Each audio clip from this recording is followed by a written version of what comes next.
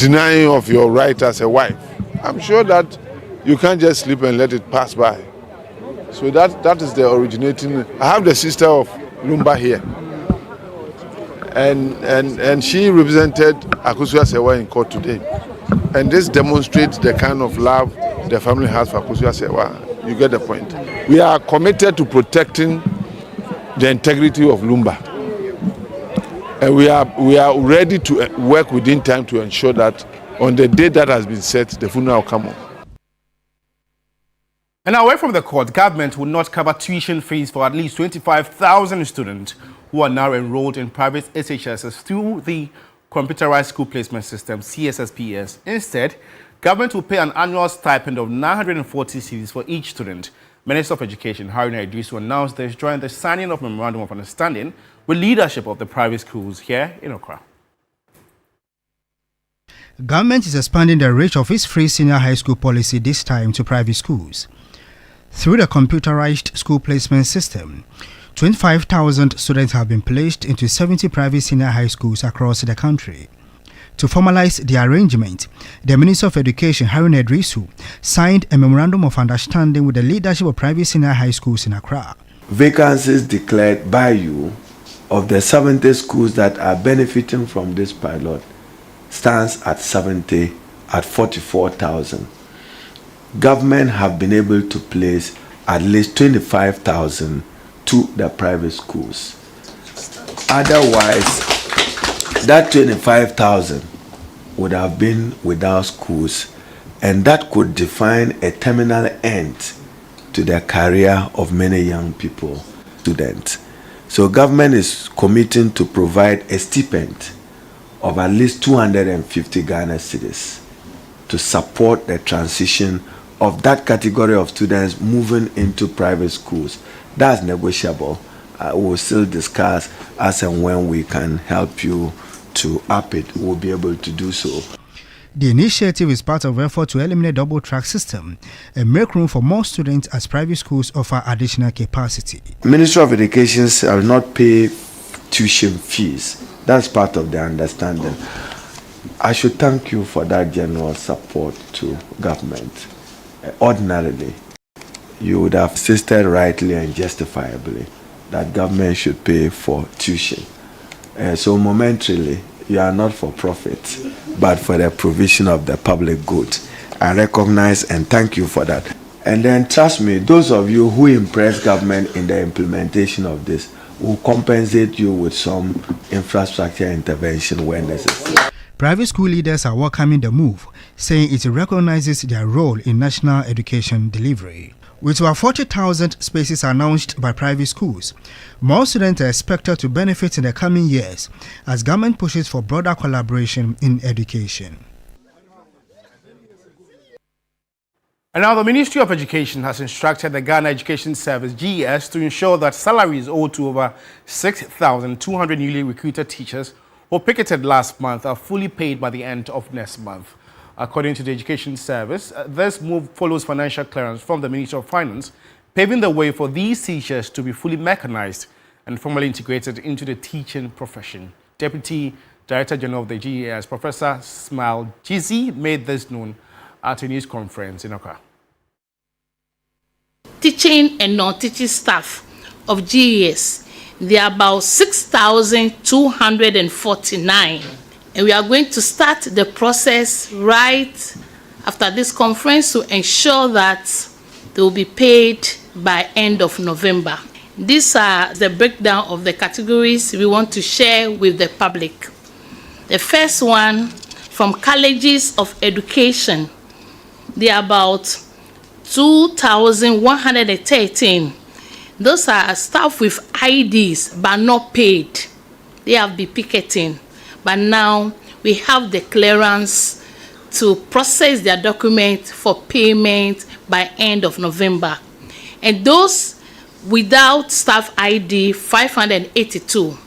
The second category is graduates from other universities yet to be processed, 2,650. Then those with diploma yet to be processed but be working for Ghana Education Service, 298. Then we have non-teaching staff working but not processed yet. There are 606, all totaling 6,249. So the message is we have the green light, we have the clearance, and we are going to process them for payment. Well, so if you're a teacher and you're having your salaries paid, I'm sure this is good news to you. Let's know what you make of this. We are active on Facebook as TV3 Ghana. Engage us with your opinions and comments. Hopefully read them and share them to the rest of the world.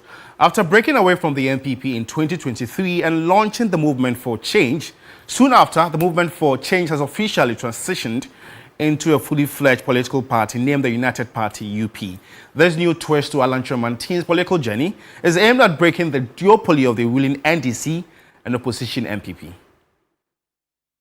Away from the NPP, he built a movement. Now, Alan Kyerematen says it's time for a new party, the United Party. The choice of name, United Party, is raising eyebrows, a direct throwback to one of the founding blocks of the New Patriotic Party's political ancestry, a party he himself comes from. However, interim chairman of the UP, Abubakar Boniface Sadiq, insists this new party is building on the original values of the UP.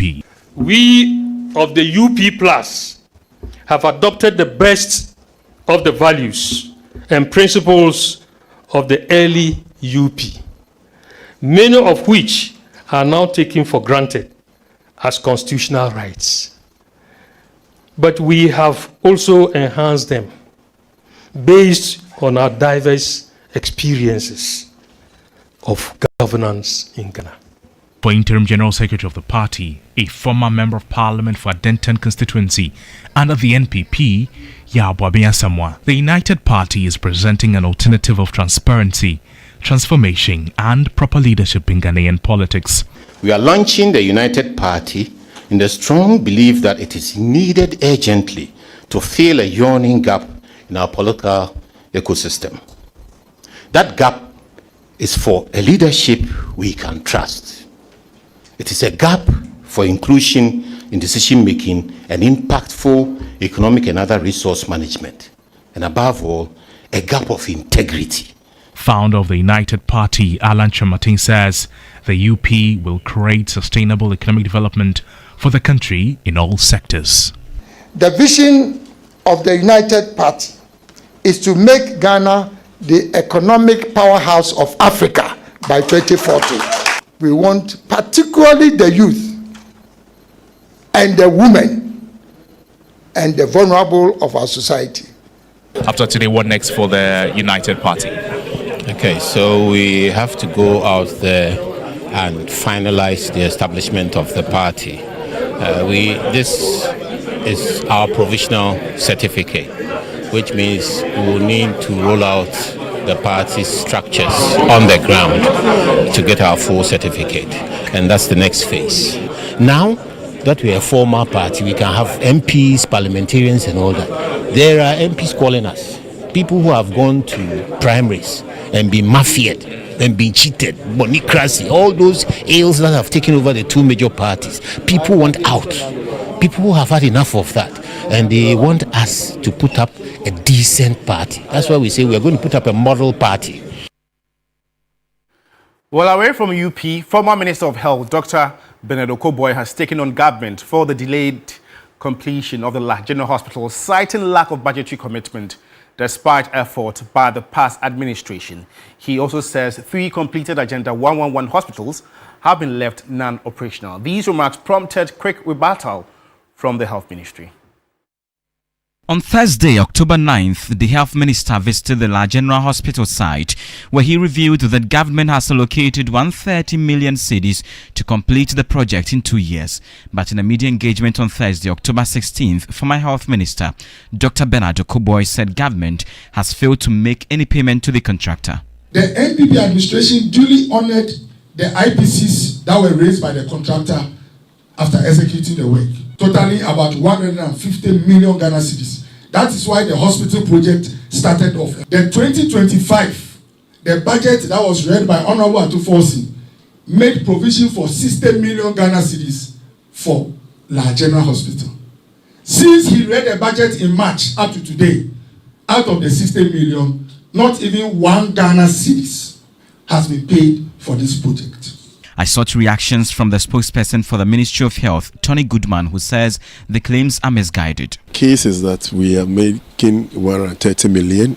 The minister has made a public statement on that. He's asked the contractor to come back to site. That is where we are. As to whether it is 30, it is 60, it is 100, that is not for him. He has failed the people. He was not able to do what the people wanted. It's been done by another person. You should allow the person to work. That is what we expect from him now. The former health minister also accused government of abandoning 3 hospitals that were completed under the Agenda 111 project. As of November 2024, active work was going on at 100 of the sites out of the 114, with 30 of these hospitals having crossed the 70% mark. 3 of these at Echima Kwamoma District Hospital at Chede, Oforikrom District Hospital at Kokobin, and Ahanta West District Hospital at Aguna Hanta were actually commissioned with equipment and everything being put inside. But today, because of politics, nobody has even tried to put our health workers into these hospitals. Health workers don't work in a market, they work in hospitals. These 30 hospitals can absorb at least 12 to 15,000 health workers immediately. Again, the health ministry responded and said those projects were rushed. It is not actually true that 3 of the Agenda 111 are completed and are ready to be used. You cannot use any of them. The one in Oforikrom, Chede, and then Bokoro, they were rushed. You cannot post a worker there to go and work. They are still at various phases of completion. You cannot take over a project that was being run under the presidency and then start running it. When he was here, the project wasn't here. He didn't see the need to get it to the ministry. Now that it's out, he's found his voice. The La General Hospital has suffered a political history and remains a controversial subject. As strategic as it is, many look forward to its early completion to improve healthcare delivery and not the political gimmicks. Christian Yale, TV3 News. And now the Traditional Medicine Practice Council has closed down 6 herbal shops at Adenta in a renewed regional crackdown. The exercise, which began within the Adenta municipality, is to ensure public safety and compliance with provisions of the Traditional Medicine Practice Act 2000, Act 575, which prohibits quackery, unregistered and unlicensed practitioners, unlicensed facilities, and unregistered products.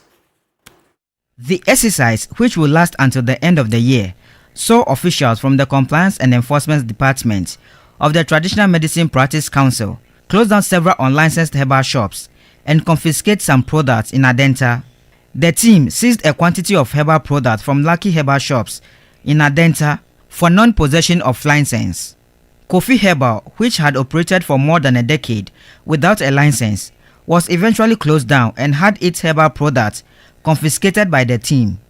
Ultra Spa, which has been providing massage and spa therapy services to people within the catchment area for years, was also closed down for a similar offense. Vicky Adobs Ventures Organic Health Shop and Edu Herbal were also not spared by the compliance team, as attempts to compel them to acquire license failed. Acting Director in charge of Compliance, Enforcement and Inspection, Michael Lawson, said the aim was not to collapse businesses, but to ensure public safety.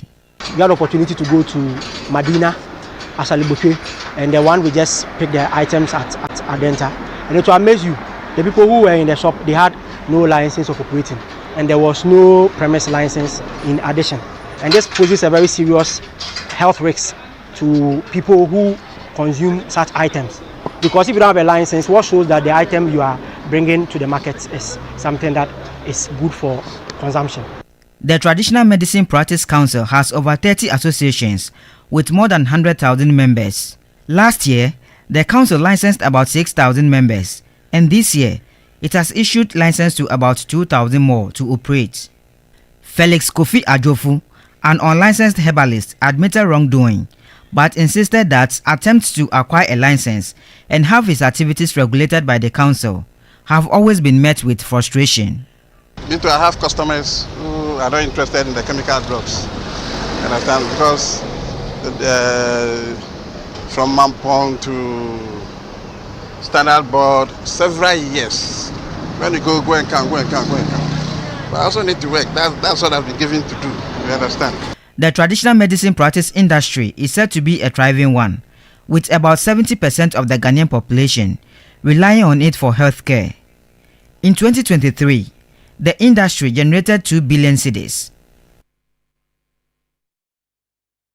Well, on that note, we end today's edition of the Morning News. For more news updates, just log on to our website, s3news.com. Alternatively, you can join my colleagues, Mauna Egbeta and Kamini Amano on News Central at 12 on TV3. My name is Josh Quinn. In a world where you can be anything, just be kind. It costs nothing to be kind. Thanks for watching. Have a good morning.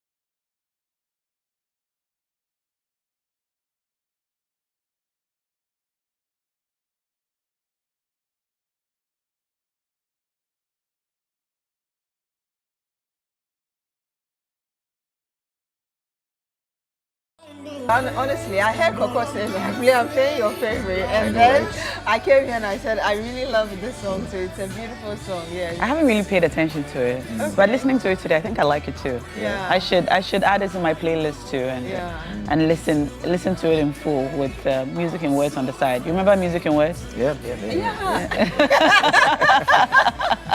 Anyway, a long time ago. I didn't think Blay would know about it. Oh, see. Why do you always want to do that? Oh, Blay.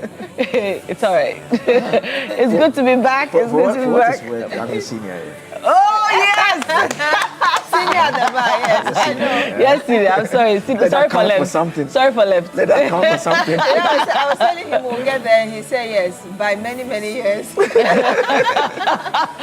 said that. Yeah, he told me that. Pressure. You pull Uncle in trouble. Have you noticed the way he walks has changed? Oh, yeah. Have you noticed? Yes. You noticed too? Oh, yes. All right. Yeah. You know, normally... Even how he speaks with us. Yes. Oh. Yes. Please, we salute you, lawyer. How is the law so far? Well, I'm starting on Monday, so lovely. After Are you maybe excited? Next Friday. Yes, very, very. But it also feels like when I was going to do national service, because it's a new beginning. Yes. You don't know how things are going to play out, but I'm very hopeful and confident that with how God has seen me through it all, He will see me through this phase as well. Wonderful. Blinded by grace. Yeah, absolutely. Do you have a case already? There are 2 that I'm taking to the firm. Oh, wow. Lovely. Nice. Lovely. Okay. What type of law would you be practicing? For the first 2-3 years, I want to do a bit of everything because of what I want to do subsequently. And so I want to just be abreast with everything. And afterwards, I'll decide what to focus on. Do you have dreams of going to the bench? It should be later in life, later, not now. Judge Blay. Hey. Well, it's exciting to see, and you made all of us so proud to be associated with you. You were trending last Friday. It was Blay serious, was trending so much. You could just put a full stop there. I could not slide on my For You without Blay popping up. Yeah. And mind you, I mean, all the lawyers were posting, all the new lawyers were posting, but Blay. Yeah. I mean, it's because of... Blay. How was the cash out as a result? We'll come there. But I mean, obviously, it's because of you guys and how you put all of that out, the celebration and everything. I'm saying so because since then, I've walked into a bank, I've walked into a forex bureau, and the first thing the attendant say to me is that, hey, lawyer. And in my head, I'm like, and they are like, oh, we saw it on TV3, you know. So it's as a result of. Well, we're proud to be associated. Yeah. We're proud to be associated, and we're proud of you and how you've been able to combine law school with TV3 Newday and the newsroom and production and the women. It must have been a lot. But we're back. It's great to be on the show today. It's good to know you're watching, and we welcome you to Friday's edition of TV3 Newday. Now, on the show on Fridays, we try to keep the breast cancer awareness conversation going. So you see us in our pink tees, but of course, lawyer at this moment, he's a lawyer. So he doesn't wear t-shirts or TV, right? so just to remind us of the need to self-check. Last Friday, we brought you a live presentation of how to self-check at home. And today we'll be bringing you more from our Pink Kitchen and also from our awareness creation drive on the show. But of course, still, we have a packed show discussing all the relevant issues happening in the country. Yesterday was a big news day. Yesterday was a big news day. From the announcement of Alan Chamating's United Party to the Attorney General's withdrawal of charges against Mildred. The third accused, yes. The third accused person in the Edubuahin case, the National Signals Bureau case. And also, there's another withdrawal by the Attorney General. Those are the main, that's the main one actually. He's actually filing, the arraignment is taking place today in relation to the NSS scandal, gift environment, so that is taking place this morning as well at the High Court. And the former Director General, right? Or the Director of the NSS of the NSS as well, yes. Both of them. Both of them. But of all the three stories we've mentioned so far, I think we should talk about the United Party. This morning. Right. So yesterday, Alan Chamating, formerly of the MPP, who broke away in 2023 in the lead up to the 2024 general elections, citing some unfair treatment which had been meted out against him during the primaries. Now, he formed the movement, the political movement for Change, and yesterday he announced that the Movement for Change has been rebranded, if you like, into the United Party. This United Party is supposed to be the third force. Yes. Right? The third force in our political landscape, and it's supposed to set Ghana as an economic powerhouse by 2040. That's the goal. What are your thoughts on this? Will the United Party break the NPP-NDC duopoly? Do they, or does he, have what it takes to do this? Let's know what your thoughts are. It's now time for This Morning. But, you know, briefly before we talk about This Morning, there is a thought leadership today. Okay. Okay, let's watch this and then we can talk about it.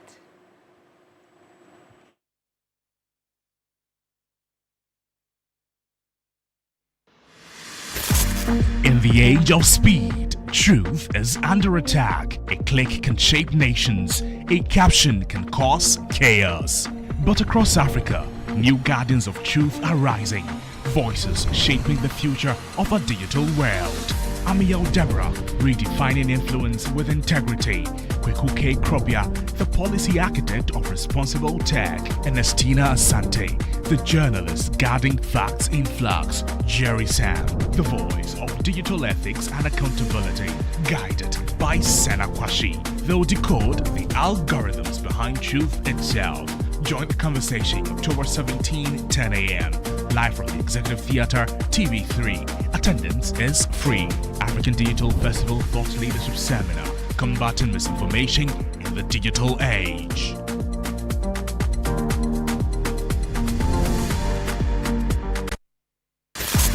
In the age of speed, truth is under attack. A click can shape nations. A caption can cause chaos. But across Africa, new guardians of truth are rising. Voices shaping the future of a digital world. Amiel Deborah, redefining influence with integrity. Kweku K. Krobia, the policy architect of responsible tech. And Estina Asante, the journalist guarding facts in flux. Jerry Sam, the voice of digital ethics and accountability. Guided. Decode the algorithms behind truth itself. Join the conversation October 17, 10 a.m. Live.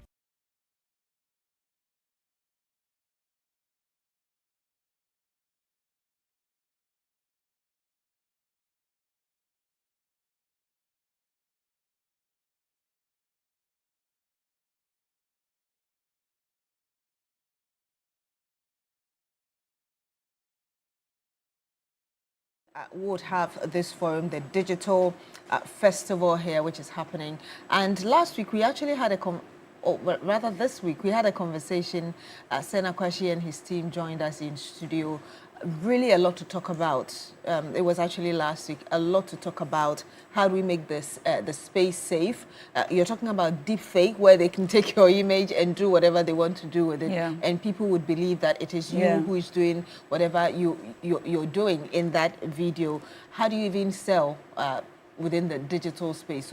So many things to talk about, checking fake stuff. And one of the things Sena mentioned last week, for instance, when he was here, was even our own code cards. We've had to put a QR code on it so you're able to verify that what you're reading is actually coming from Media General. So there's really a lot to talk about. And they even talked about farmers, how they can take advantage of IT to be able to make it in this digital space. So you want to take advantage of this and come over at 10 a.m. and attendance is free, as you just watched some minutes ago. Yes. All right. So join us here for this digital thought leadership program. And you've seen the lineup. We've got the very best to speak to us on all matters digital and how the algorithm works and what you need to know to maximize your use of the digital space. But let's go on to This Morning now.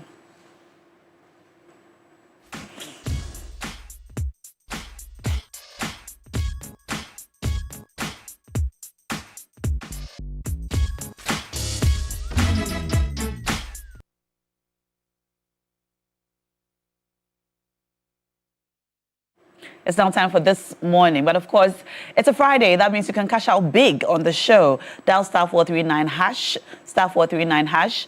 That's the code. Select option 2 for TV3. How much are we giving out? 1,000 cedis. Oh, Roland is not here to give the bonus. Roland. Today is Friday. Roland should have brought us bonuses. Yeah, because we are entering the weekend. Today be We Friday. need a lot more cash.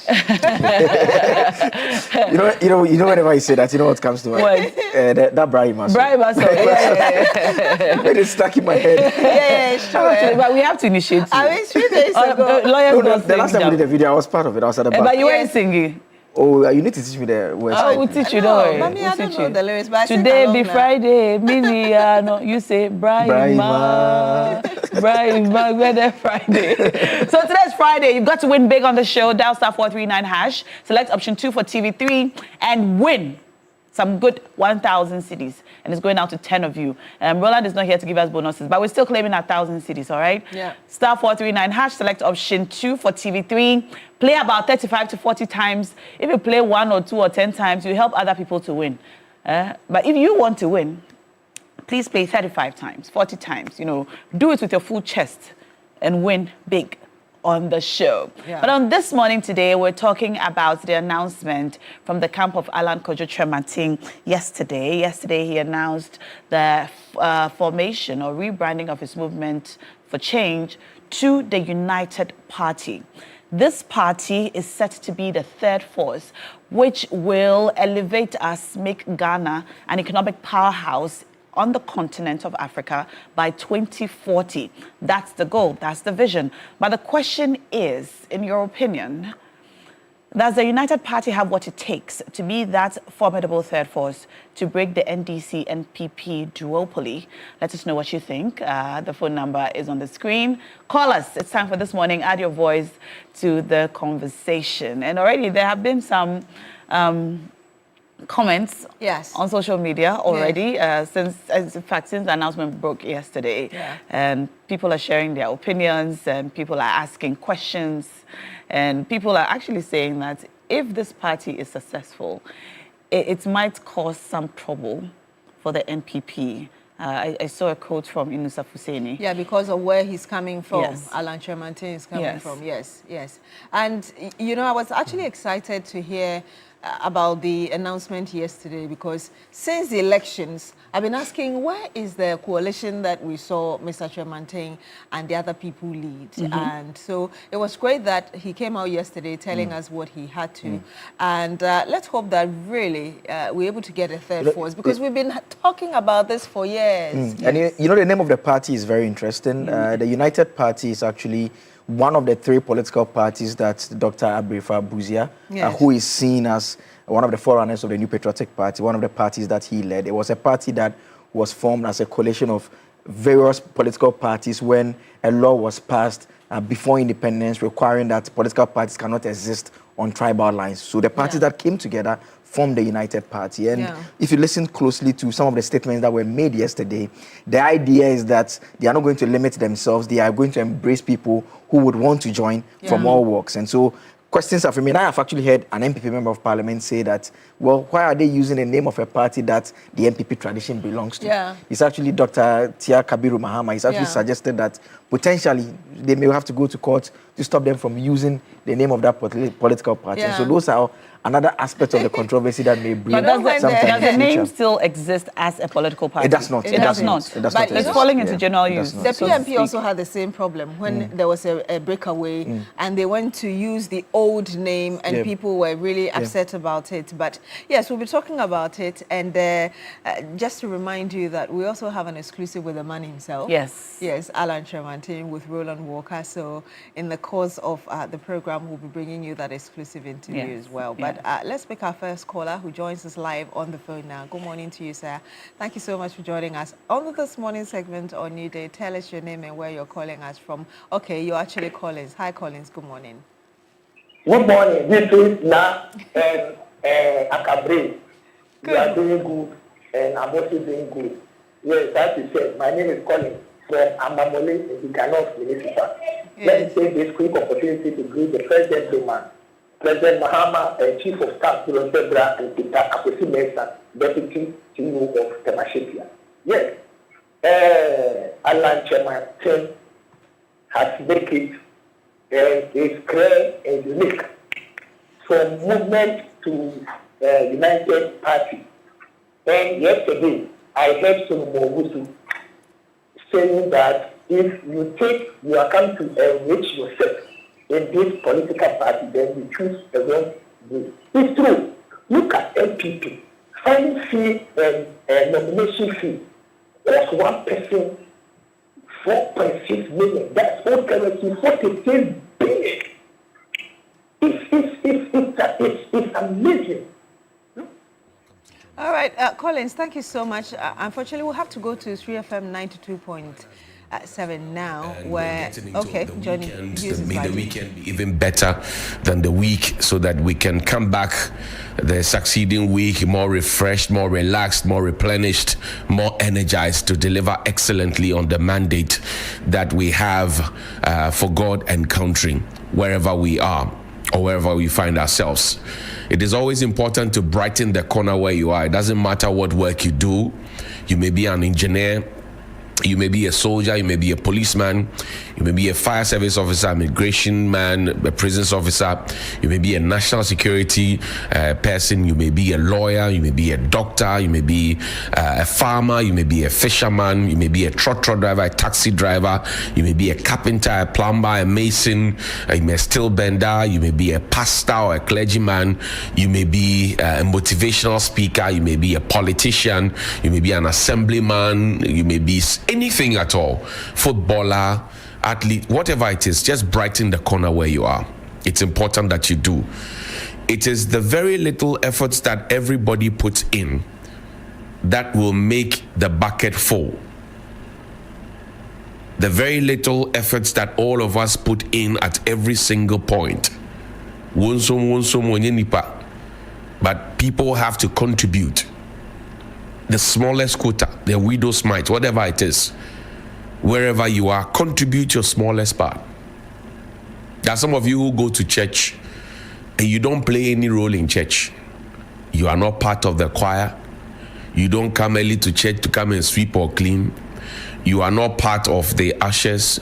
You are not a counselor. You do next to nothing. You just walk into the church on Sunday, go and sit down, listen to your pastor, preach the word, go and drop an offering. When you finish, then you walk out. That's all you do.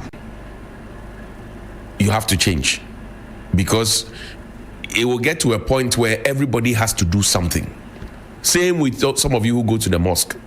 Wherever it is, I say, wherever you find yourself, make sure you are brightening the corner where you are. Do your smallest bit. Don't say this is too big and somebody will have to come and do it. Well, it will turn out that nobody comes out to do it. So the little that you can do, brighten the corner where you are. And I'm saying this relative to the fact that 2 days ago, I met some students and they were talking to me. They said, you mentioned hostel fees and how expensive it was, and you touched on it once and you haven't spoken about it again. I said, yes, I spoke about it from the deepest depth of my heart, because I saw the bill and I know what parents are going through, because some of us also support people by the grace of God to also go through the education. We didn't have it like that. Some of us did not have that kind of opportunity. So you wouldn't have seen the Johnny Hughes you see now if it hadn't been for the grace of God and resilience and all of that. Some of us didn't have it. So we make it an effort to make sure that other people are supported when we can, or if we can. And then when I saw the bill, I got shaken, because I have friends whose children are in the universities. I have, family, I have relatives, I have people that some of us, by the grace of God, support in the. So when the bill comes, it hits you differently. It's pretty much like your own children's bill. When it comes, they send you the text, "Dear parents." It hits you differently. So I spoke about it. And these university students, I think they were in level 300 or so, 200, 300-ish. And they said, you have to talk about it again. I said, Massa, you have a WhatsApp platform. You have many different WhatsApp platforms. You can create a WhatsApp channel. You have a Facebook page. You have an Instagram account. You have an X account. You have a TikTok account. What do you use it for? Because I'm no longer in school. I don't subscribe to any hostel fees. I don't pay any hostel fees for myself, at least for now. So you who are in the fire, he who feels it knows it more. You are in the fire. You know how hard it's burning. And you have not bothered even to type THE there on your own page. Your own page, you haven't bothered to type it. But Johnny Hughes has to come and say it for you. Who can better tell your story? Madam Student, Mr. Student. Who can better tell your story? Whether you are in Legon, you are in Tech, you are in UPSC, you are in UCC, UDS, wherever it is that you school, who can best tell your story? So your social media accounts have become accounts that you use for what? Fun stuff, showing nudes, fooling around with your friends, making faces and gestures and puckering your lips and arching your back and raising your leg like a broken chicken. You want to do just that? How are you using your page to advocate for the things that you're asking me to advocate for, which will eventually benefit you? No, I'm talking to you. Don't change the channel. I'm talking to you. I'm talking to you. Your social media page as a student who is concerned about how much hostel fees have been ballooned and the quality of service has not changed, and you are worried genuinely for your parents or your guardians, or even if you are the one working to pay for those hostel fees, you are worried for your pocket and for your future and for your savings. How have you used your social media page to do small advocacy in your small corner so that the authorities will hear, so that something will happen? Because I'm a lone voice. I may have a bigger platform, yes, but if your platform joins ropes with mine, I'm sure that we can have a larger and louder voice that will get us the scorecard we are looking for. But you won't do it. This morning you are busy posting unnecessary stuff, memes and jokes, and your hostel fee is staring at you. And very soon the hostel master will come around, and if you have not paid, you may be ejected and your education could be truncated. But you are not worried. Your dedication is to something else, not to the cause that will benefit you and your colleagues positively. Change your life. So from today, make certain that if something disturbs you in this country, pick up your phone, not disrespectfully, because I say that you can disagree without being disagreeable. Respectfully, stating the facts and the points and making a cogent argument that makes sense. Run a small advocacy on your page. You have many friends on your WhatsApp tab. What do you put on your status, your WhatsApp status? What do you put? When I get the opportunity, I see small businesses on Facebook, wherever it is, I share them. Isaac Amo has been doing some 100 days, 100 insurance tips, and I've been sharing them because I listen to them. It makes a lot of sense. It will guide a lot of us. But do we take time to listen to some of those things and not even to share and to run such advocacy? We don't. You are feeling the hostel fees brunt, but you have decided not to talk about it because Johnny Hughes will talk about it. Johnny Hughes doesn't sleep in a hostel. You sleep in the hostel. So this morning I want to challenge you, wherever you are watching us from. Wherever you are watching us from, I want to challenge you. Make a difference. And then you have our friends who also are on scholarship outside. I see some of them, I see their pages, how they are very vocal about other things. But when it comes to monies that are due them, that are not coming to them from the government of Ghana, they are tight-lipped, and then they call you on the side and say, can you talk to us? Can you talk for us? I will talk for you again. If you cannot tell your story for me to amplify it, I will talk for you. because I am not on scholarship. We have gotten to the point where you must learn, the spirit of timidity must leave you. You must learn to speak up and to tell your own story. That's the only way people will believe. That's the only way people will know that and damn the consequences. We are so timid in this country that even when some leaders of institutions are doing the wrong thing, we are scared to talk about it because we fear that we will be intimidated, we will be harassed. Yes, it is there, but look, people put down do you think that what I do is just a walk in the park? It is not a walk in the park. There have been consequences for me. I told you the other time how many businesses I've lost. There are consequences, but it's for the national good. It is for the national good. Today, some of those people who were squeezing me in the past, they meet me and they want to be friends with you. You extend your hand, you greet them. The shame is upon them. The egg is in their faces. It doesn't matter. We are all looking for the national good, not a political party interest. No, the national good. If your life stays on, is it to the benefit of a certain political party? No, it is to all our benefits. If your water flows, it is to all our benefits. Your water is not polluted, we all benefit. If your CD dollar ratio is good, it is to our benefit. Your fuel prices are dropping, it is to our benefit. We all benefit from it. That's why I agree with the great Kofi Bentum Kwansin when he said that, look, the nation is polarized. Unfortunately so, we are polarized.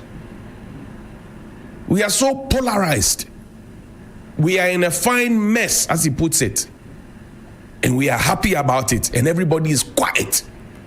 Same attitude we have. You have a trotro driver who is overspeeding, who is misbehaving on the road, who is endangering the lives of the passengers, and everybody is quiet. There's that one single passenger who decides that, hey, driver, stop what you are doing. You are going to kill all of us. And everybody in the bus or the trotro decides to gang up against this person. And they say, what kind of a people are we? When you die, the driver will die too. That person who spoke up and you decided to shut him up will also die too. Like they say, you will die a foolish death. Or fella will say, you die wrongfully. Let us change our attitude right in the corner where we are. Let's talk about Rosebank before we get into the key issues. Let me say thank you to Sana Fashions in Tamale, 0246590162. That's 0246590162. Daniel Entry, happy birthday to you. Felicia Ashi, happy birthday to you. Now, let's talk about Rosebank. Rosebank International University College is in Accra. It's an international university, and it's here in Ghana, so you can get some international education right on the soil of Ghana, Kwame Nkrumah's own Ghana. And it's around the Opebia building. It's actually in the Opebia building on the airport stretch. Global ready programs for you, expert-led lectures for you, inspiring excellence for you. They're thriving on a student community. They believe in the community. You don't just learn, you actually grow into a global brand and a giant as well. And they have many different programs, a variety of programs that you should try and get there. Fill yourself with a lot of knowledge, international knowledge. They have been accredited and approved by our very own GTech. So when you get some qualification from there, nobody will come and be asking you to come and justify why you are calling yourself Dr. so and so or so and so, whatever qualification that you get. And that's the Rosebank International University. They are in Ghana, they are in South Africa as well. They're part of a larger group of about 146 universities spread across the world with over 100,000 learners, and that's some of the facilities. That's the kitchen you see right there. So for those who are interested in hospitality and all those things related to that, that's your kitchen right there. Top of the state-of-the-art kitchen. You have your classrooms right there, your computer lab right there for your ICT education. I mean, they have everything, and I call them the adult Montessori. You need to connect with them now now, if you have already not done so, you can take a tour of the campus. It's in the Opebia building on the airport stretch, and you will thank me later. I tell you what, this is the Adult Montessori, the Rosebank International University College. Admissions are open now for the January 2026 academic year, and so you want to be part of this great experience. If you're calling us from outside Ghana, you prefix the number with +233 307 007 800. That's +233 307 007 800. And if you are calling from Ghana or here in Ghana, it's 0307 007 800. That's 0307 007 800. And www.riuc.edu.gh. That's www.riuc.edu.gh. And you get the work done nicely. And speaking of giving flowers to people, let me this morning celebrate COP Lydia Donko Esquire, police CID boss. Good morning to you, madam, and thank you very, very much indeed for all the wonderful work that you do for the Republic of Ghana, on the quiet and on the silent. We appreciate your professionalism, we appreciate your zeal and zest, we appreciate your open door policy, and we celebrate you this morning. COP Lydia Donko Esquire, CID boss, good morning to you and your entire team who work with you day and night, making sure that you lose some quality sleep, as Mr. Kwanzi will say, so that others can sleep soundly. Now, the Ghana Health Service has a message for us. Let's quickly take a look at it. And I'm sure that by now, most of you are feeling some of the signs and symptoms. You need to go to the health facility and check. But this is what the Ghana Health Service says. It says, increasing seasonal influenza cases in Ghana. The Ministry of Health, through the Ghana Health Service, wishes to inform the public that Ghana is currently experiencing an increasing case of seasonal influenza in certain parts of the country. The cases have been confirmed as influenza A strains H3N2 and H1N1, which are part of the seasonal flu viruses. The high cases have been reported in the Greater Accra region, Central, Bono, and Eastern regions. It must be noted that these high reported cases coincide with Ghana's annual flu season, which peaks during the cooler months. The symptoms of seasonal flu include sudden onset of fever, cough, sore throat, runny nose, body aches, headache, fatigue. I go over them again. The symptoms of seasonal flu include sudden onset of fever, cough, sore throat, runny nose, body aches, headache, fatigue. The spread is mainly through respiratory droplets from an infected person, coughing, sneezing, talking, and touching contaminated surfaces. This is where your hand sanitizers and things and washing your hands with soap and other running water should come in. High risk settings are crowded environments, so avoid them, such as schools, dormitories, transport hubs, and markets for rapid spread. So your children are going to school, etc. That's why I advocate that you give them fresh fruits like vitamin C, fruits, and all of that. Who is at risk? Children and adolescents, especially with schools in session, the elderly, pregnant women, people with chronic illnesses like asthma, diabetes, heart disease, etc. You are at risk. What should you do? Well, 1, seek medical care early if you develop flu-like symptoms. 2, stay home when unwell to avoid spreading the infection. 3, practice good hygiene. Wash hands regularly with soap and running water. Cover coughs or sneezes and disinfect frequently touched surfaces. 4, avoid crowded places and close contact with sick individuals. 5, use a face mask when in crowded places. Health system response: enhanced surveillance and rapid diagnosis testing at health facilities, updated case management protocols for clinicians, and public education campaigns through media and community channels like we're doing now. Coordination with regional health directorates to ensure timely response as schools reopen across the country. The service urges all school authorities, parents, and students to strictly observe flu prevention measures as mentioned above. The service is working with the Ghana Education Service to safeguard the health of students and staff during this period. The Ministry of Health, through the Ghana Health Service, assures the public that all necessary measures are being taken to contain these high flu cases and the cooperation of stakeholders are vital in protecting yourself, your family, and your community. Dr. Samuel Kaba Akoriye is the Acting Director General of the Ghana Health Service, and that's our public service announcement. We owe it a duty to you, so you want to be careful out there, but you also want to be indulging more in vitamin C rich fruits like orange, like your tangerines, like your lemon, like your lime, and all those related ones, your apple as well. You need to be connected to it. Speaking of apple, let me say good morning to Aku Agbenyega. Miss Aku Agbenyega, good morning to you. Let's talk about the pothole situation at the Temavalco area. Now, I am talking about that Temavalco area because it is a very, very main conduit to the port. Very main conduit to the port, to the larger Tema township.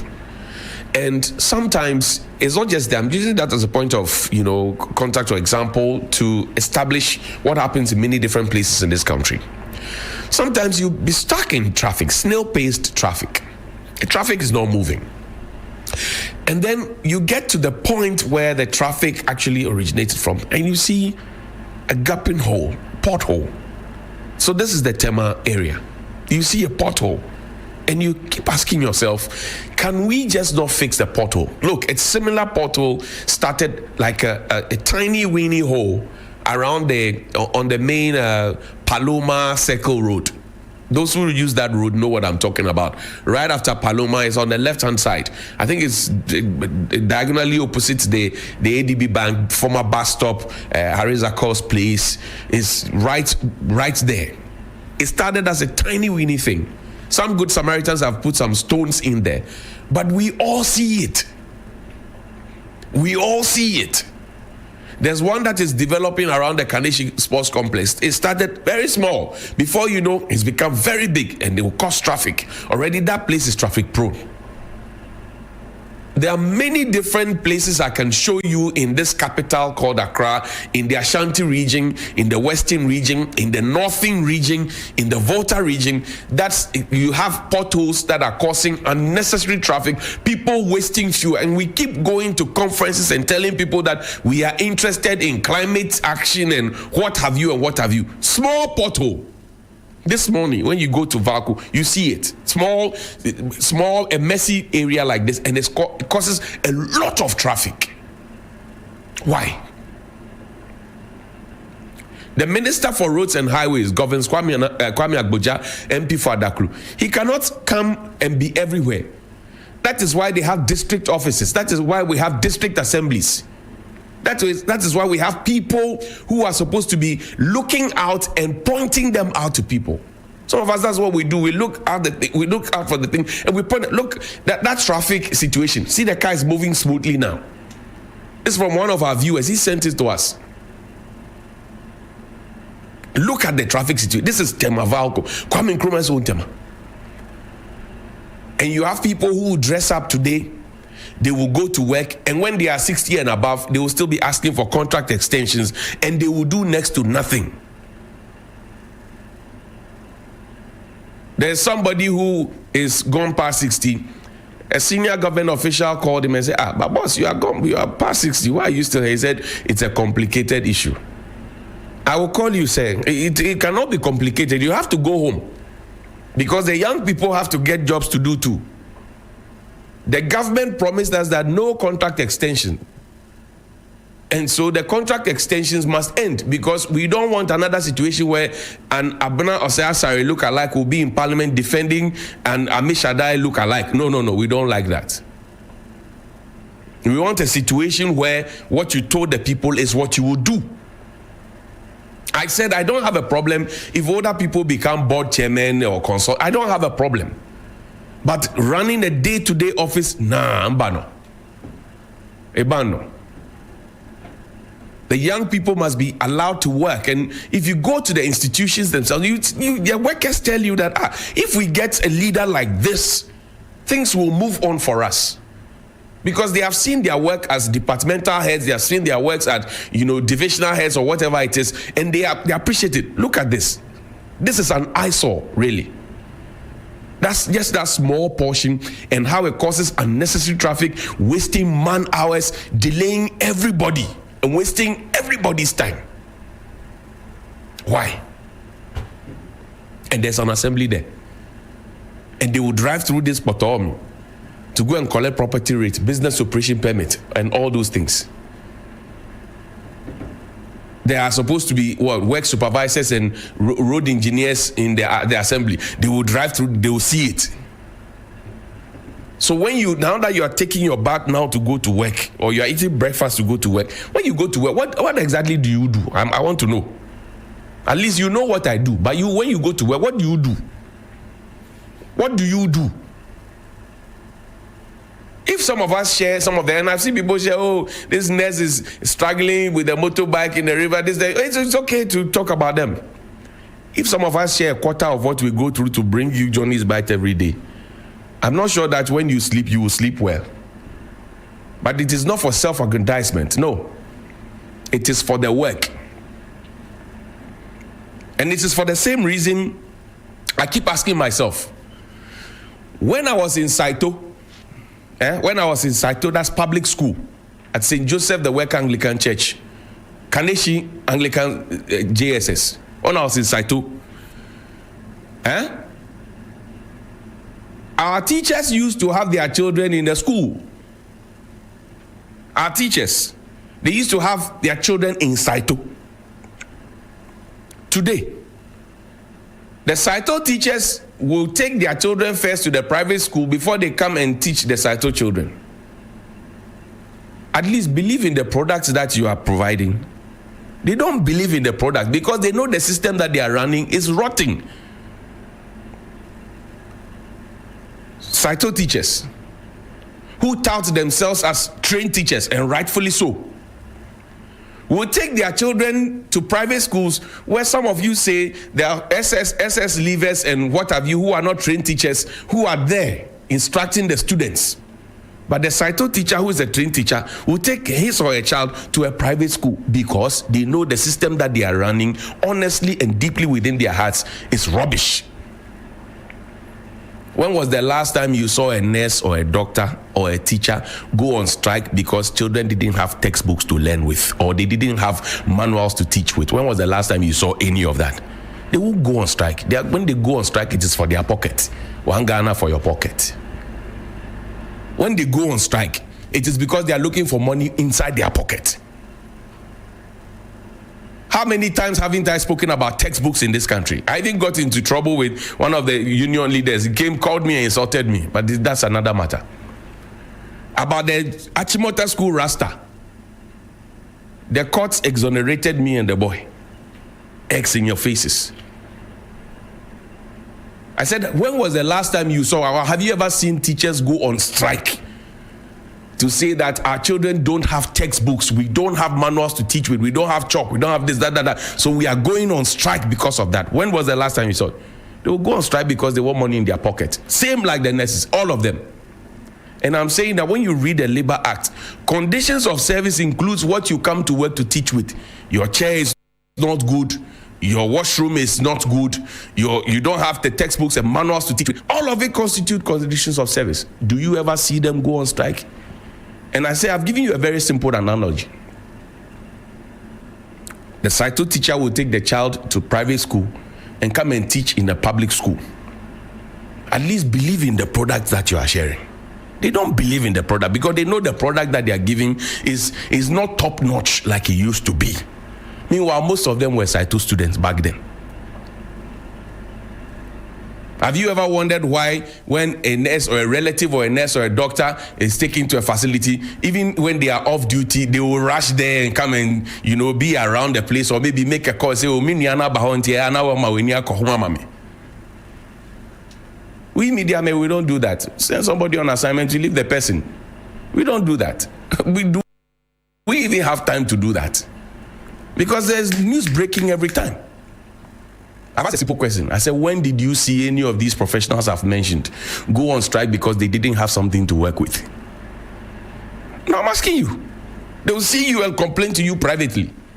Publicly, they would never go on strike because of that. How do you build a country like this?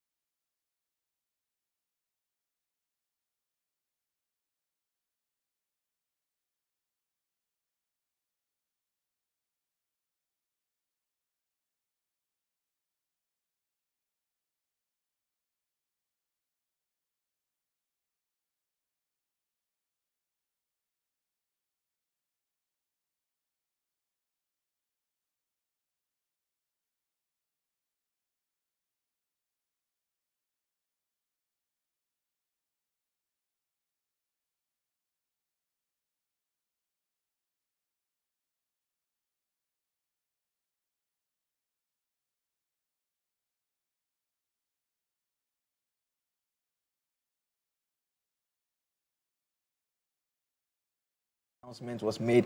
We have heard from a member of parliament for the NPP say that there could be the possibility of a legal action to question why the movement for change, now United Party, have decided to use the name UP once again. I mean, we do not know whether, I don't think that is a party position. That's a position that he espoused and he's put out there. But the question we're asking this morning is that, is Ghana ready for a third force? It's one that we have asked so many times. And since 1992, we have seen what has been happening. We've basically been voting for MPP and the NDC. The other political parties have barely struggled.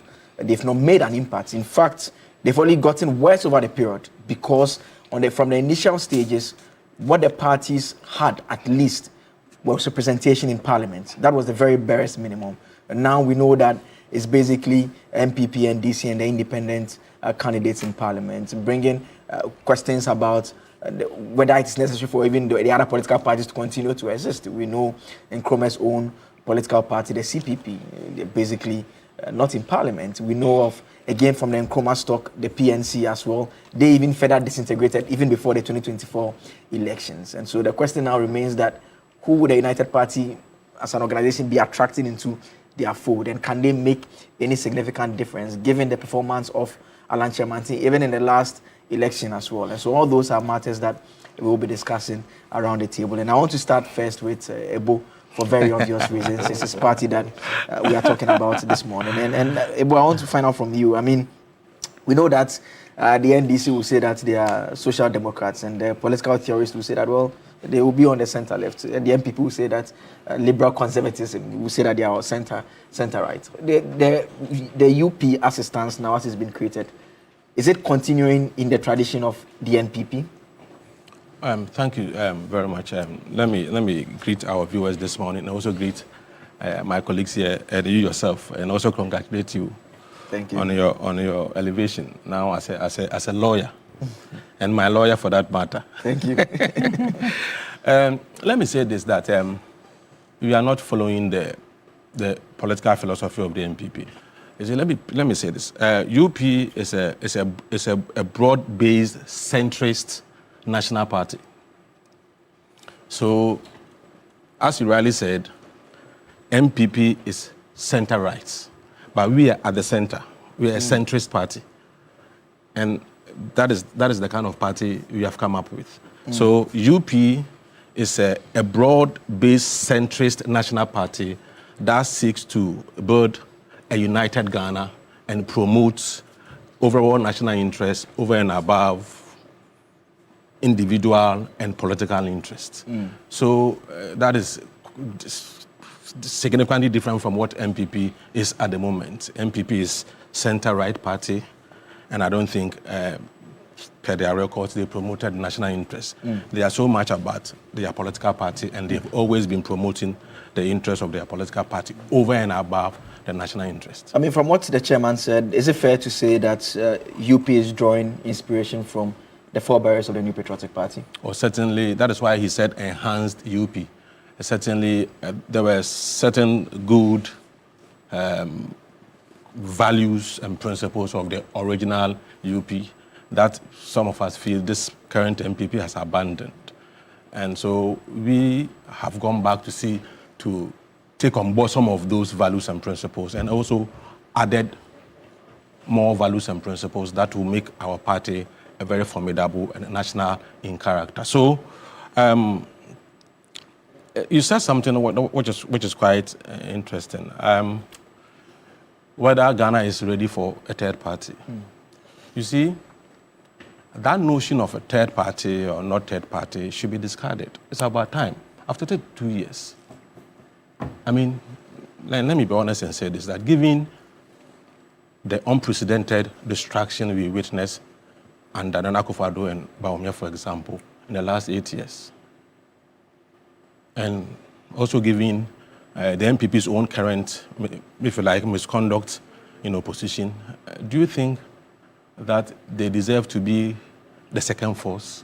Don't you think that it's about time we replace them with a responsible second force? Because if this is how we're going to govern our country, that a political party can come to power, destroy our economy to an unprecedented level, destroy our environment to an unprecedented level, engage in corruption in an unprecedented level and misgovern even in the issue of governance.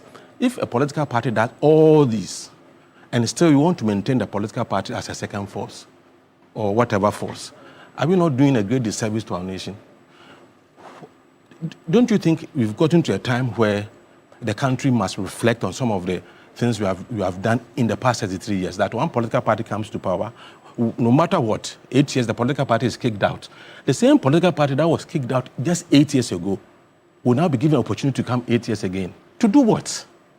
I mean, is that how we want to build this country in the name of democracy? And that even regardless of who the political party presents, the person must become president. Is that the best way? Because if that's the best way, we should have seen some level of development in our country.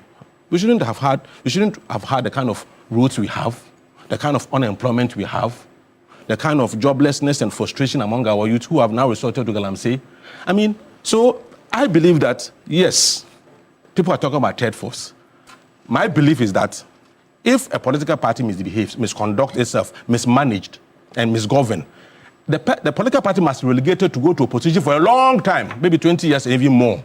So that when in future we get the opportunity to govern again, you will be minded that if I don't do the right thing, I will go back to opposition for a long time. But if it becomes 8 years game, that I go 8 years, I come 8 years, then no matter what I do, because there's no other alternatives. I mean, but are you getting it? Yes. So that's the point I'm making is that, in a nutshell, the point I'm making is that, yes, we've come a long way as a nation under this fourth Republican Constitution. I believe that as a nation we need to reflect. And we coming out, and other political parties coming up also, is good for the democracy. It's good for Ghanaians to have alternative choices, so that if one political party misbehaves like the way MPP did, they misgovern and destroy this economy in an unprecedented fashion, we don't give them opportunity. In the next 8 years, look at, you don't even want to come back to power 2028. And we can't continue to do this and expect to get any better development in this country. Okay. So, yes, I want to maintain that this notion of a third force, should be discarded. We should rather demand proper accountability, and when you don't perform within a certain criteria, you should be relegated to opposition for a long time, so that others will also have opportunity to govern this country and show what they can have. It shouldn't be NDC, MPP, political football all the time. Let me come to Prof. Sapon now. And Prof, I mean, the electoral history, the electoral data, it shows quite clearly that Ghanaians do not have the appetite for anything other than the MPP and the NDC. I mean, is that a fair conclusion for one to reach? You are familiar with the electoral data? Yes, so thank you very much. So let's put on record that the NPP and the NDC do work their way into power. They do hard work before they get back into power. And so it is not going to lie on a silver platter that a third force would exist, and if Ghanaians see how one group has mismanaged itself, automatically they discard that. They work it out. They go back to the people. Sometimes you hear apologies, sometimes you see reassurance, and usually it is the one who gets the, it's assumed that if you get a second chance, you are going to do things right and all those things. So they do work their way into power, and let's put that one on record. Again, it's also on record that in the Fourth Republic, we've never had a third force political party. A third force, by definition, is the party that places third with not less than 5% of the votes. So it's not just about placing third. You place third with not less than 5% of the vote. Professor Hilary Man, Dr. Edward Mahama came close with about 4.6 or so percent in 1996 or so. Apart from that, and if you check the data, none of the political parties have come very close. It's always been the NPP and the NDC, and the rest fall so far below the 5% mark. Sometimes we even have rejected ballots being better than political parties. So I'm saying this thing so that the conversation is put into perspective, especially for the new political party. If they really want to come and break the duopoly of the NDC and the MPP, it is about work, because the NDC and the MPP don't just sit for the votes to come. They have structures from branch level to constituency level, and that is the work they need to do. They must regularly visit those places to get attracted, share their visions and aspirations, win people, recruit people, and then their party becomes attractive. When it's a political year, they engage, they work hard, and then we see what they get. So that's on record. And then if they are going to be on record to be the third force we are looking for, they must start by targeting not less than 5% of the votes. If they are not going to win, they shouldn't also lose with less than 5% of the vote. Then we will put the third force discussion into its right perspective. But, I mean, having said that, they are welcome. This is a multi-party democracy country, and so we hope to see their impact and contribution to the concept of multi-party democracy. Unfortunately, they are coming at a time where Ghana has close to 37 political parties within the Fourth Republic alone. 25, we can say, are clearly defunct. I don't know when everybody, everywhere, political parties, every Ghanaian, everywhere, I don't know when they are going to come back again. You've heard some of the names in the past. Yes, so they are clearly... Yeah, so what I'm saying is that they went through the same process, but today we can't even identify where their shadows are. Currently, we have 2 plus 10. 2 being the NPP and the NDC, we know have the structures that carefully fix the definition of a political party, both in literature and in requirements of the Electoral Commission. Sometimes they overlook some of the strict requirements. You must have district offices and all those things, and all those check boxes would have to be going forward looked at again. Then we can prune this 10 down to maybe the number that are serious and willing to fight. I mean, not fight as in fight, but to participate in the process vigorously. If I'm adding United Party, I don't know whether I should add them to the 2 or to the 10. But I think I will start by adding them to the 10. They come to join the likes of LPG, Ghana Movement, Kwadonko's Party is Ghana Movement Party, Ghana Freedom Party, and the likes. Not to disrespect them, but we must give them opportunity to gain grounds and grow. I'm not sure right from the word go we want to add them to the first 2.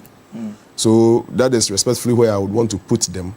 And my caution is that they shouldn't simply feel it's going to be a take on the table. No, it's going to be a product of hard work, serious engagement with the grassroots.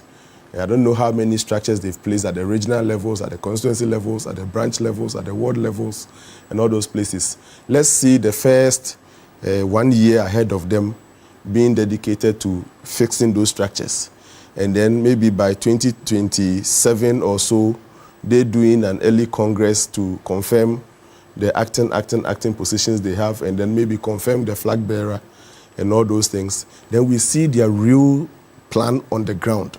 It's not going to be a take on the table, that is for sure. Even the MPP and the NDC, before they win elections, Senior Maliba will tell you it's simply not an easy task. Even the 2024 election with the margin didn't come just by day sitting down, and they did extremely some level of hard work. So that would be my early cautions to them.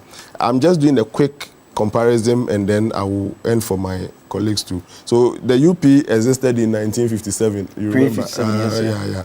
So if they had launched DS very early, like 13th, because the first UP was 13th October. So you missed it by 3 days. That's on a lighter note. 68 years down the line, the next UP that from the chairman appears to mimic the former UP has been born. The difference is that in the earlier UP, there was only one movement. The rest were all parties. Now there is a movement. I don't know which political parties are coming together to form the United. The earlier United was actually a combination of 1, 2, 3, 4, 5 political parties with one movement, which was a National Liberation Movement. So let's say the National Liberation Movement will be the movement for change. They need to go look for Northern People's Party and non-youth organization. They will come and join.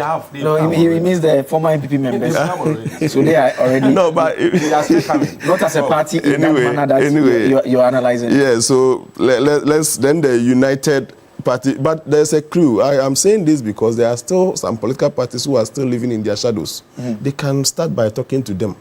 The PNP, the PPP, those parties that organizes themselves 3 months to elections. Giving every consultation. I mean, that's what this platform usually. If that could be, then the United can actually mimic wholly the United Party that was formed some 68 years ago. We have PNC and Thank you so much.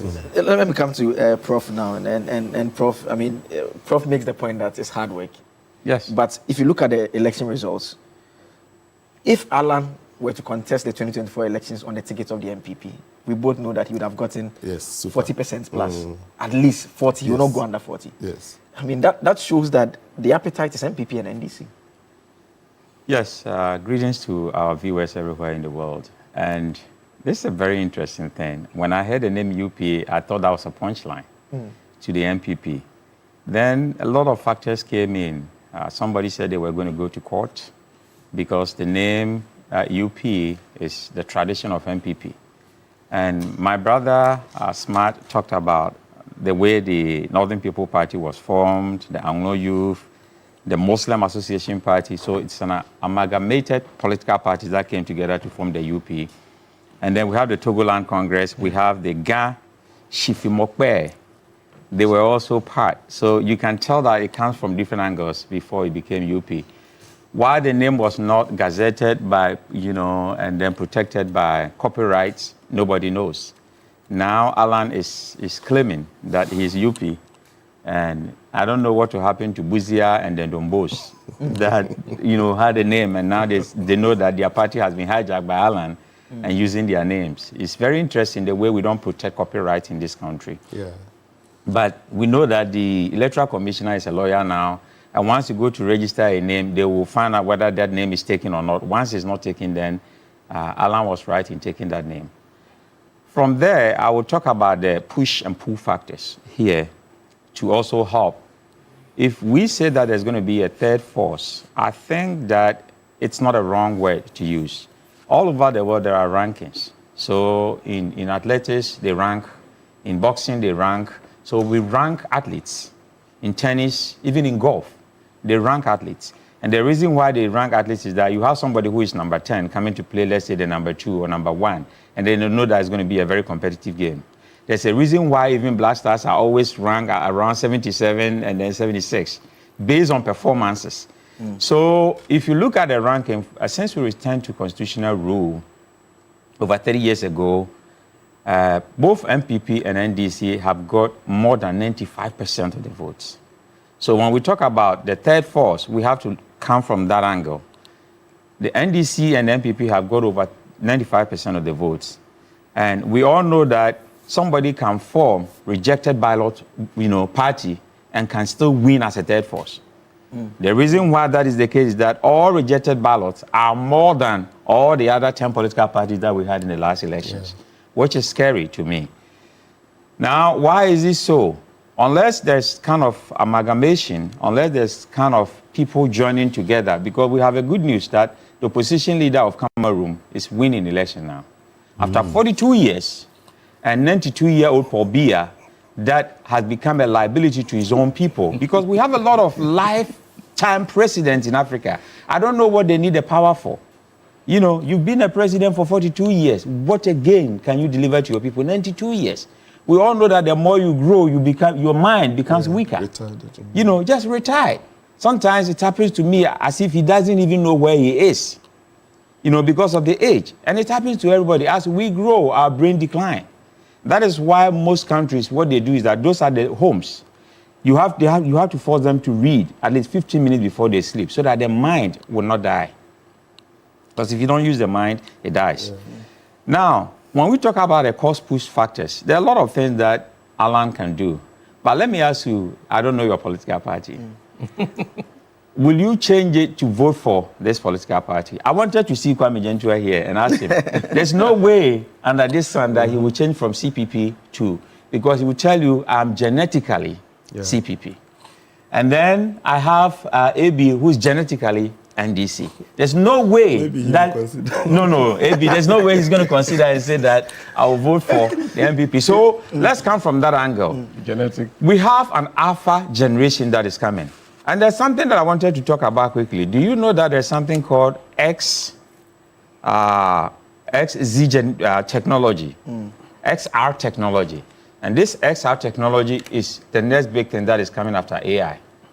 So the XR technology has a moral component. So if you are playing an instrument and then you are supposed to play a key that is wrong, there's a moral component in the X, technology that will tell you you cannot do it like that. In leisure, in music, if it's profane, it will tell you this is an illegal thing to do. So that technology is going to take over now, which I'm very happy about, the XR technology, because we live in a world where moral, bankruptcy is coming up. People insult everywhere. People say all sorts of things, and we need to watch that. Else our generation will be no more.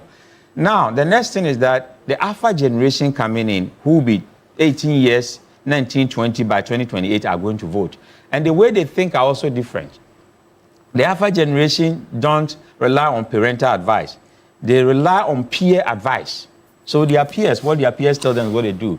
The attention span is 8 seconds, 8.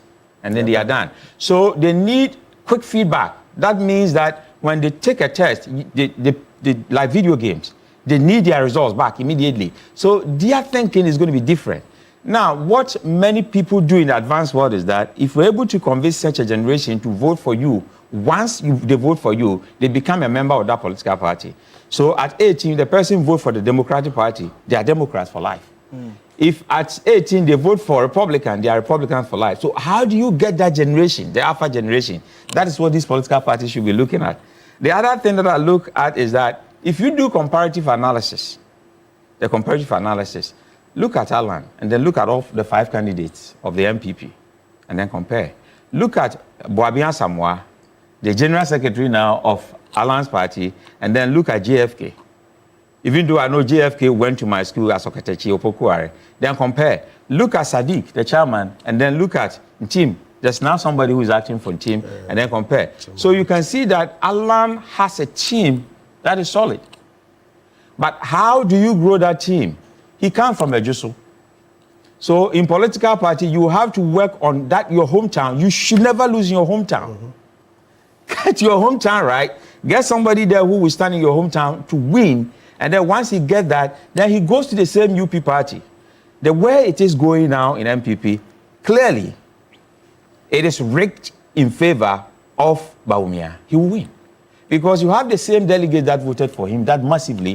They are all in the system. They agree to that himself. No, but that is comparative analysis that we do. Statistically, we do that variance and all those.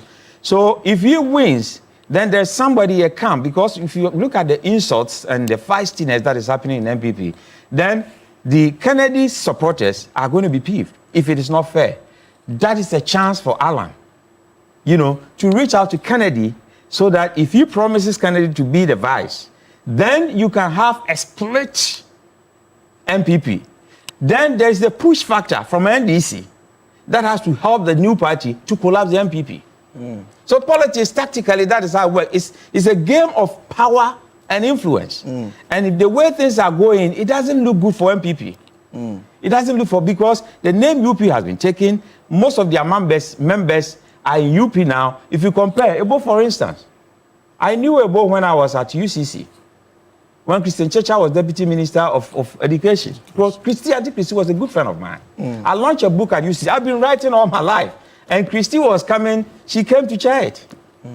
So if you look at people who have broken away the secessionism in MPP and quality of people, and then they have let them to go just like that they did not have others to bring them back, it is disintegrating to understand that this party one day could be bigger than MPP. Why? Because they thought they were embarrassing Alan. I know of somebody who sponsored Alan.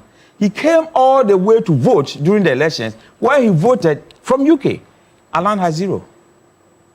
Yes, Alan has 0. So they thought that, okay, they were embarrassing the man, and now he's found a way. I said it on the Fear Apocryphal program, Vim Ladies program, that Alan's political career was dead, because even Shada beat him. But now look at the way he's been able to turn things around. Okay. So, yes, we can have a third force because politics that I know is the movement. When the movement brings somebody, you know, unfortunately in Africa, we talk about being on the line. Oh, we better watch it. I've been here for a long time, so we can't be on the line. Politics all over the world is not like that. It's the movement that brings somebody. And when people capture on the movement, yes, everything is possible in politics. We can have a third force. Okay. One CEO, also senior at the bar, which I don't know whether I can mention his name. He says that since the United Party is coming out of the MPP, is it fair to suggest that what we have left of the MPP is now the divided party? He puts into brackets DP. Good morning to you. I know UP versus DP. DP. But let me come to AB now. And AB, the point that many people make is that you, the main parties, you don't care much about the smaller parties. You only use them at IPAC when you get them on your side. Then, depending on how the numbers look like, you use them to muscle your main contender where necessary. I mean, it looks like United Party would likely be an ally of your party. An ally? Yeah, I mean, because if you are to pick us against, if you have to pick between NDC and MPP, you're likely to agree with NDC. Or maybe, what do you think? That's a good question. Well, Ghana, since independence, has always been predominantly a two-party state, even though in terms of a constitution, we could be a multi-party state. But in practice, so you're either a socialist or a capitalist, you're either an Nkrumahist or you are a Dankwa-Buzaist. So that has how it has been since time immemorial. And so there's not going to be a three-party state. There will always be these two. But with the two, you have new parties replacing them at where they are. So NDC has replaced Nkrumah's party. They can also replace the Dankwa-Buzaist part of it. But it will always be two. The reason is that Ghanaian voters have always, and you hear this often, we don't want to spoil our vote. Not that the candidate at the third party is not good, but they feel that it is worthless because at the end of the day, that person will not win. So why don't you go to those political parties that have the potential to win?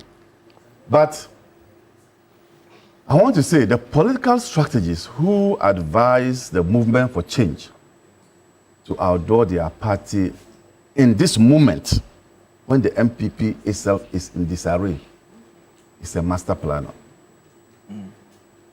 And if you want to know if the MPP is in disarray, watch and listen to the vituperations coming out from the camps of the flag bearership race, particularly Mahmoud Bawumia and Kennedy Japan. In fact, it's not the two of them per se, but they are followers. That boy, Miraculous Abuaji, has a toxic tank. You know. So I wonder why Bawumia still keeps him at the forefront. I'm not saying sack him, but such a person cannot elicit votes for you with such tank. But they are enjoying it. But in all these discussions, how did we get here? And people are shying away. There was one Anakufado who, when he took over the reins of this party, brought it to where it is. And we warned him. The high-handedness with which he managed that institution called the MPP is what has brought us to this day. And I think that when people begin to ask questions that, is Ghana ready for a third force? Ghana may not be ready for a third force, but Ghana will be ready to replace one of the dominant parties. Ghana will be ready to replace one of the dominant parties. If you look at what has happened, and Prof touched on it briefly, but he didn't hit it on the nail like I am about to do. Those who are forming the UP party, not the UP tradition. Now when you are using UP, one is a tradition, one is a party, are the intellectual wing of the MPP that have broken out. And you saw him doing some comparisons. Take this one and look at this. Yeah. Take this one and look at this. Take this one and look at this. That's the intellectual wing.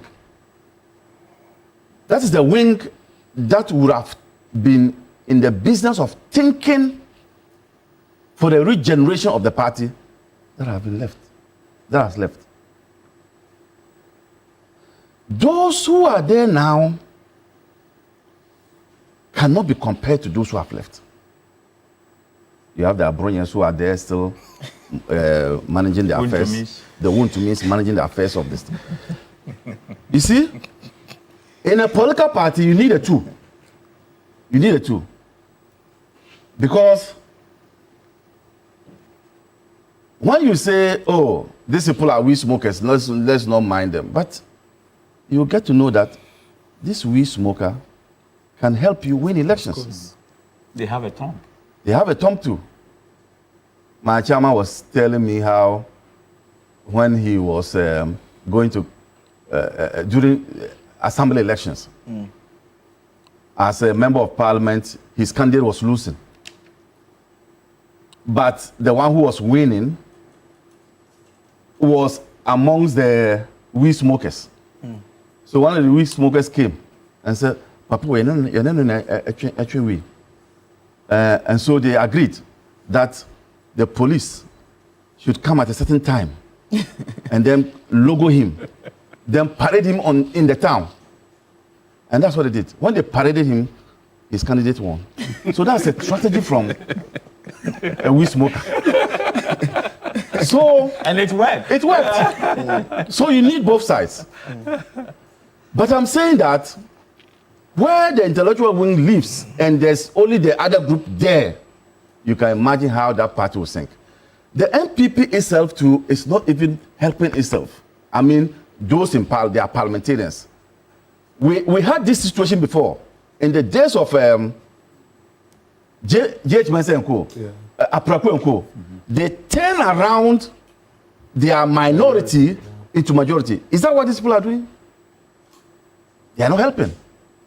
So, I am saying that this group that has just come up, the UP party, has a bright chance to replace the MPP if the advice given by Prof. Smart and given by Prof. Enoch are heeded to. Okay. And for me, I'll be happy to have a replacement because when you look at the makeup of the MPP, as if they were put together by whoever to come and destroy and go. And I've been saying at informal meetings, you see this hole they dug at the cathedral. If this current government doesn't do anything about it immediately and use it, in the unlikely event that they come, they will share it among themselves.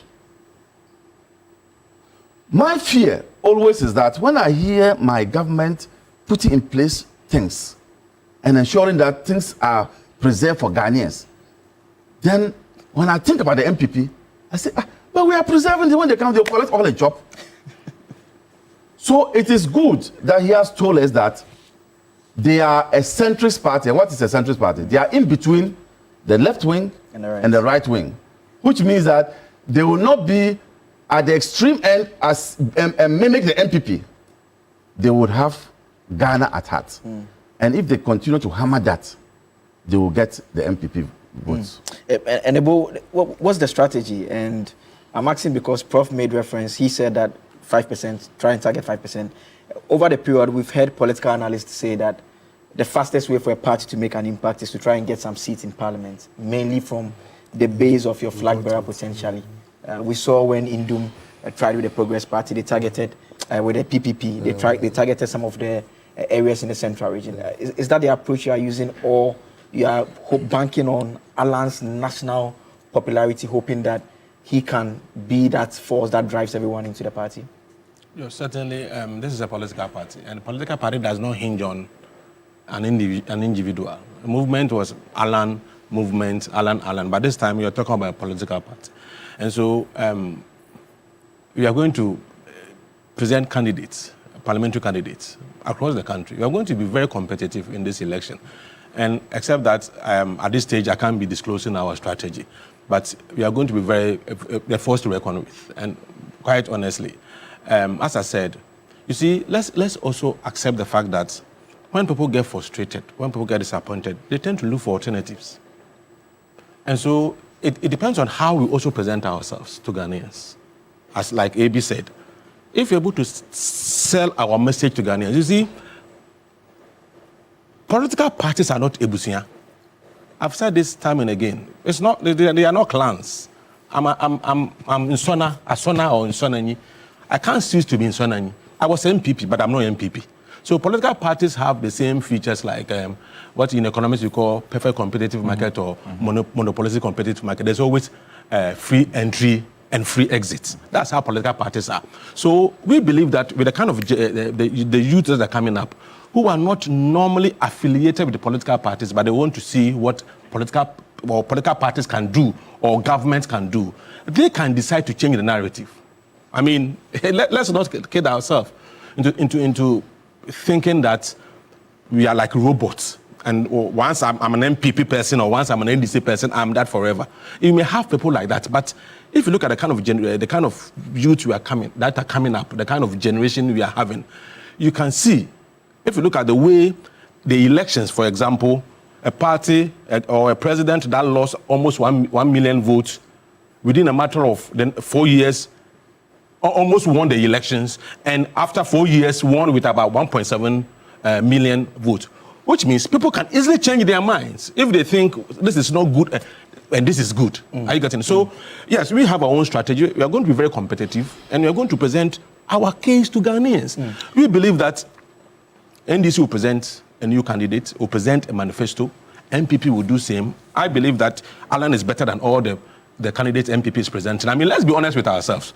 Put Alan there and if your Ghana is your own company, and you have to employ one as CEO of your company called Ghana, will you employ any of them ahead of Alan? So that is the kind of conversation we need to have as a nation. That, yes, beyond political parties, what is the individual himself bringing to the table? I mean, and so we have quite a number of strategies we are going to roll out in the coming Prof days. made reference to the generational issue. There are two profs here. Yes, Professor Pukwechu. He made reference to the new generation that you ought to target. I mean, there are those who would argue that there's a bit of a generational gap between Alan and the present generation. I mean, that could be a big challenge. If I go back 15 years, the Alan that we knew, we all thought Alan was going to win the MPP race at the time. I mean, if you ask young people, and when I talk to young people, they do not know Alan as we knew him. Yeah. And he's still the one leading the party. I mean, he's likely to lead the party anyways. I mean, once you go through those processes. Do you see that generational gap as a problem? You see, in terms of the persons, I mean, the person Alan, in relation to the generation, there could be a gap. But in terms of the plans and policies we are bringing, there can never be a gap. Okay. Because if you have plans and programs that address the needs of the youth, there can be that gap. Okay. And that is exactly what we are bringing. Because if the youth are unemployed, if you have a young person leading a party that does not be able to create jobs for the youth, why would they support the party because of the fact that the party is being led by the youth? They will look at the programs and they will look at the program and see whether they see themselves in the programs. But I don't even believe that Alan is so old that the youth don't. If the youth voted for Akufo-Addo, then I don't. I mean, that's a very solid point. That's a very solid point. Alan is not out of. Does not belong to the old stock, so properly so called. Alan should be in the middle. They will know him. Those down and those up too will know him. So he can cash on both. Yeah, but if you pick even within the MPP itself, when Alan contested, if you compare that to the pre-2008 period, you will see clearly that within the party even, he did not have control at all compared to that period. No, don't forget that the second time that he came, there was an Akufo. I keep telling you, this Akufo-Addo phenomenon, you think it's a joke. Who literally hijacked the party and whipped everybody into line. So it was difficult, and that's how come Alan couldn't maneuver within the system and had to leave. So once there was no clear playing field, it was difficult for Alan to perform the same way that you expected him to perform in the last time. The dynamics have changed, but I think Alan is still within the bracket. You know, Alan should be like Mahama's contemporary, and Mahama is not young. So the youth who voted for even Akufo-Addo, you should know Alan. Yes. Do you think that they should focus on the parliamentary seats or they should focus on presidential? No, it's too. I think Prof. Smart mentioned it. It's too late now to bring in any dramatic change within this period, say in 2028. But what they can do is to focus on the parliamentary seats. Alan and Prof said it. Alan should focus in taking Ejiso. It's doable. Don't forget that there was this guy who also went Ediobi. If they get that guy to their fold, he can take Ejiso.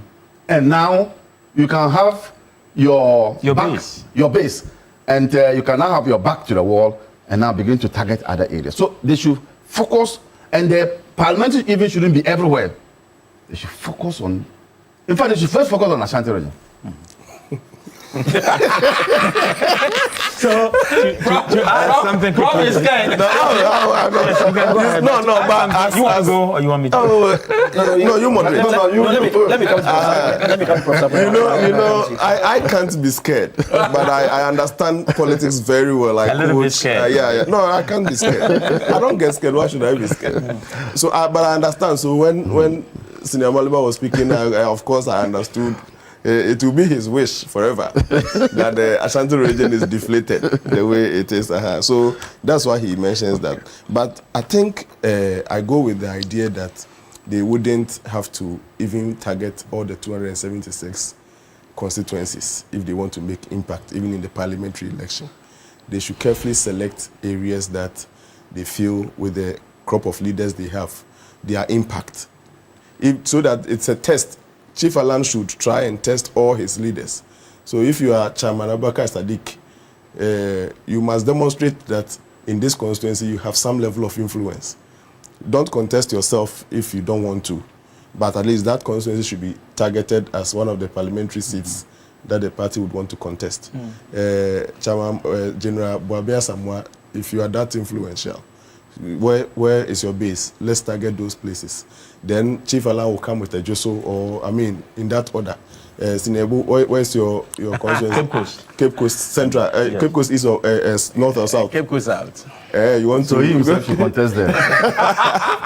So I think that will be the approach. The starting should not be deemed to be too aggressive or high expectations.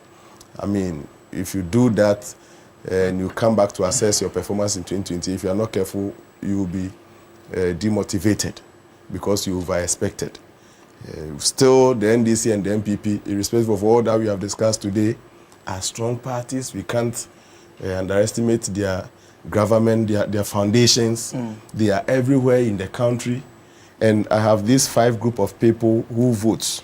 The moderates, the literates, the constants, those that vote based on fashions, and then the other group. But I think there are some constants in the NDC and the MPP that the Movement for Change or the UP or any other political party in the 10, the second category of political parties, should try and get. They must get some constants. The NDC will tell you at least we have some 34, 35% constants. The MPP will tell you we have similar constants. So they will get that they are 34% and then count on the hard work of the various rank and file of the party to bring on the other votes, including the attraction of the flag bearer and the parliamentary candidates they will file at the various constituencies. That is the structure. That is the game we are playing called politics. It shouldn't be oversimplified. It is not like Ghana is one small community you can go and start engaging. No. It is subdivided into 276 constituencies, and the political parties who are leading, MPP and NDC, should not be seen as one day you are a centralist party, you come and center in the middle, and so you will draw from the left and draw from the right. That is exactly what you are going to do. Oh no, but Senior Maliba has vehemently defended the fact that no member of NDC is going to shift to the center. he made it look like the MPP, because the movement for change council, they can draw. So he remained in the center for a long time. I can assure him that there are some constants. I call them constants. As for the fashion group, I can say Chief Alan and his group belong to this category.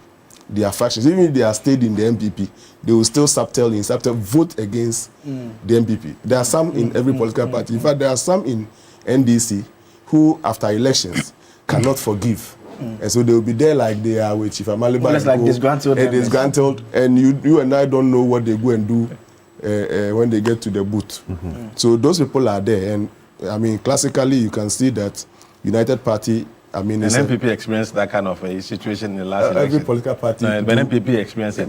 Yes, the highest. They suffered it most. And it's going to be worse in 2020. Yeah, that would be your wish. Maybe they can also unite and all those things. But I mean, the point I want to make is that the fact that you position yourself in the center doesn't mean you can draw from left and right. I still insist that they must accept that it's a game that starts from somewhere, gets into a certain level, and then it peaks at the point where the NDC and the MPP are. It is not going to be simply that you think your chairman is more of a capacity than the other chairman. Maybe you may say that Chairman Abubakar Sadiq, I don't know the comparison they would want to do with my uncle Asedun Ketia or whoever. But the NDC do keep changing their chairman, just as the MPP will be changing or keep changing their chairman, depending on the times they have. So they will continue to do those things, and it's not going to be based on that the United Party is going to start as though you don't intend to benefit from left and right. It's a serious advice I'm giving. Then when it comes that you are benefiting from left and right, it becomes an additional something, and not that. Earlier on, you made a point about the other political parties, and I want you to emphasize on that point for me. How important would that be in terms of bringing those parties into their fold? I mean, we have the CPP, there's the PNC, there's the DFP, GFP, all those political parties are all around. So I'm sure those watching and himself would take notice of that, because I meant it. They exist, but they really need a father. They wish to come home. You remember a few months before the election, all the CPP kind of groups were trying to talk to come together. So they wish to come together. But it's been difficult because of, I don't know, power struggle or who takes what. If the UP wants to be true UP, like it was 68 years ago, they source those political parties that know the Gashifimo pay. Prof mentioned it in English.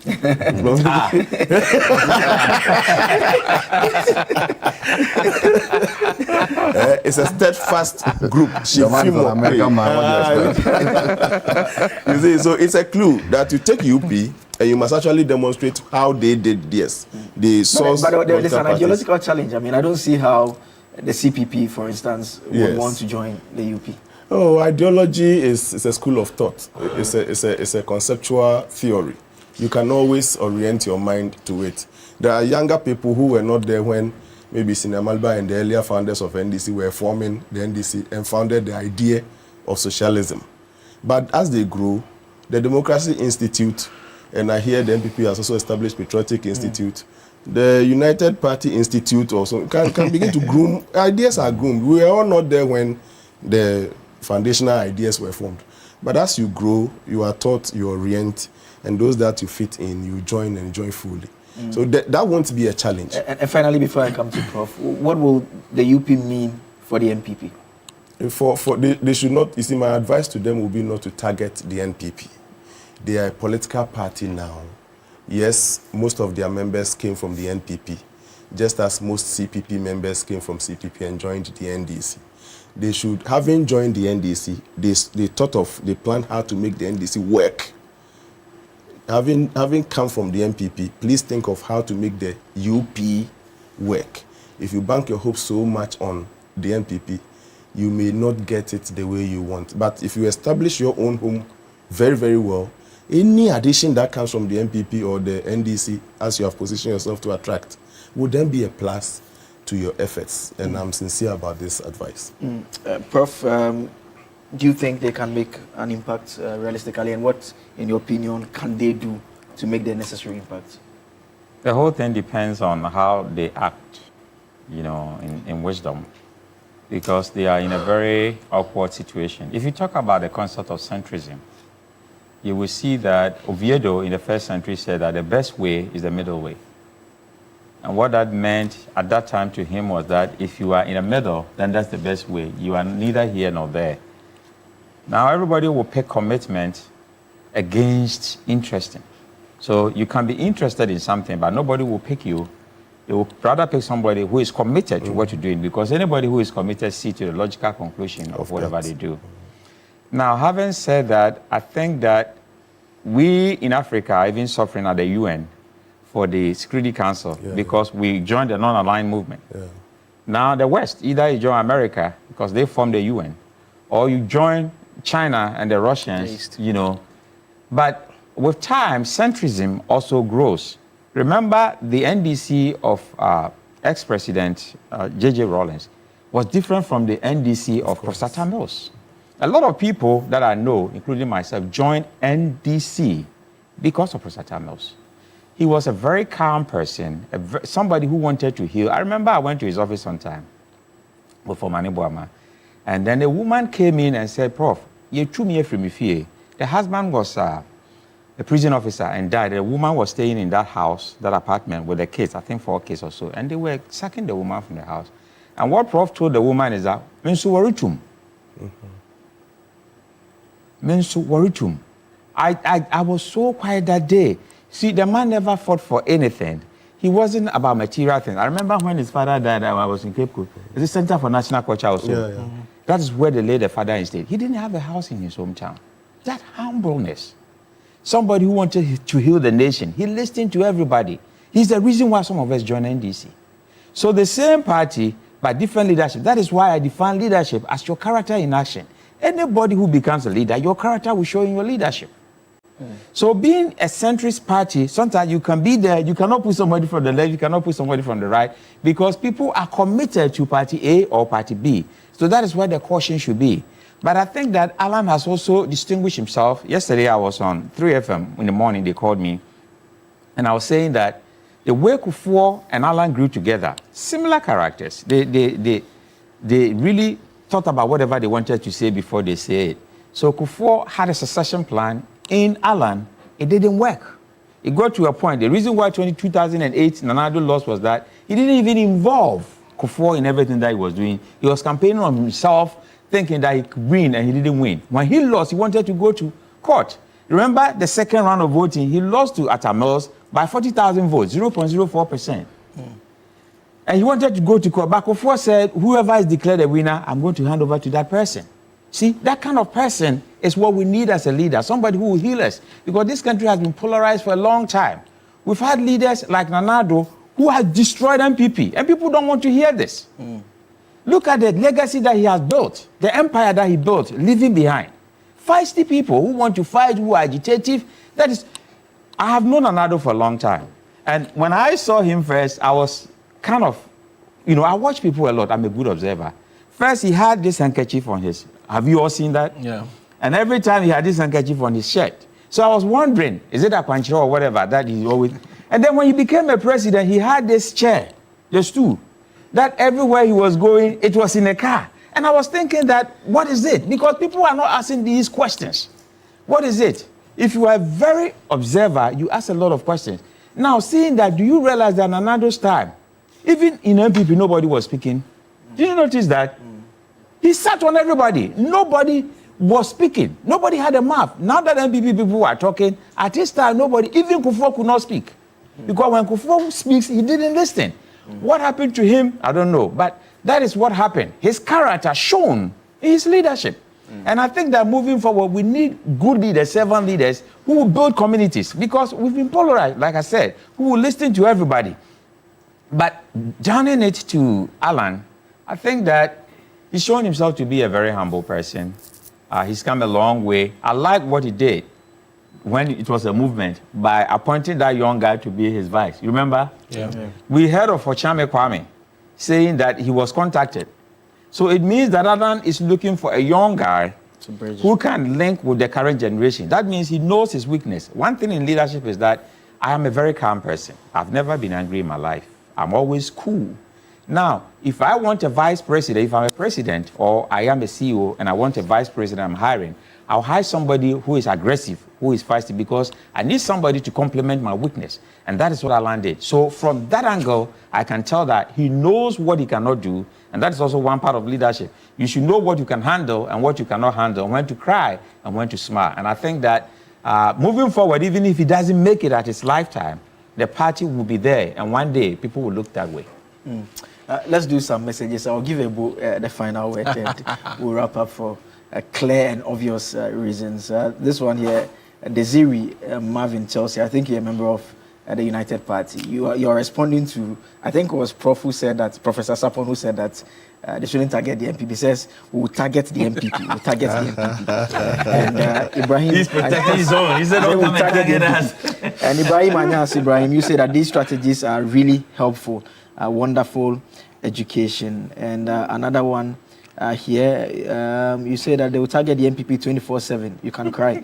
It says okay, a lot of you are talking about boycotts. We are not discussing boycotts here. It says, Prof. Sapon, I like this your advice to UP, but the way your predictions were very, okay, we are not talking about predictions here. Another UP reincarnated is also here. Musa Batwa from Asawasi, you also sent a message here. You are saying that kudos to Alan Chemantin for taking a bold step to form a formidable political party capable of competing within Ghana's current political landscape. Considering the caliber of person he is and his remarkable track record in public service, I strongly believe he has something meaningful to offer to the nation. The Royal United Party has truly come to stay, and I wish them the very best in their political journey ahead. And some more messages then. Ebo will wrap up for us here. Interesting. Are you going to target them or you not target them? Interesting comments. You want to say something? Yes. Yeah. You see, what Alan and his party can do, particularly Alan, is to be noted for something. He must be prepared to take an issue and deal with it and be known for that. Absolutely. Because it was Mandela who said that any man who changes his principle, because they say they are centric party, they will be here, they will be here. Today you are here, tomorrow you are here.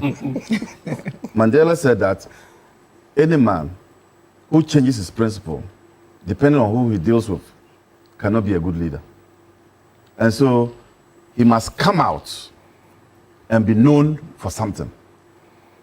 And by so doing, he will begin to attract people of like mind to him. That is one way by which their party can survive. Okay. But he should target it with the MPP. For us. Quite honestly, we take every advice on board. I mean, and it's a good thing that we've used the whole time to discuss Alan here. Yes, He's made the party relevant. Yes. So it is always good to listen to people and what they offer in terms of advice. So, yes, Prof, we take your advice on board, but we also add ours, you know. Of course. And as we said, certainly if you're a political party, you need to target groups and target individuals to have votes. And certainly we are going to target our political parties, even though Prof is scared that we're going to target MPP more. No. We are going to target every political party, and even beyond the political parties, those who are not doing politics, we'll still target them, because at the end of the day, it is the people who are going to determine who will be the leader of this country, not the political parties per se. So I take that on board. But let me also say this, that you see, the young man, the young MP who said that they want to take this matter up, they want to go to court. They want to go to court, yes. I want to advise him. You see, so far you have been playing friendly matches with MPP. If you don't want us to elevate it to the World Cup, we'll do it. and so if they really want to, want us to take the matter to the World Cup level, we are prepared to do that. And so I will advise them. I mean, we have chosen a name. You see, MPP should also realize that the United Party was made up of 7 political parties. GANs were part of it. Of course. LWES were part of it. But you say your party is Dombo, Dankwa, only 3 gates. I mean, I'm from Fantaland. I don't see myself in there. I don't think the grants also see themselves there. I don't see the LWES see themselves there. So if you can't see yourself in MPP, see yourself in the UP. And that's why ours is a broad-based centrist national party. that everybody is welcome.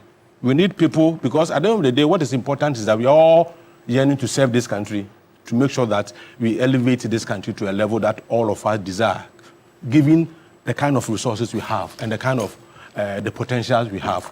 I believe that if we're able to do things right, this country would be the country we all want to see.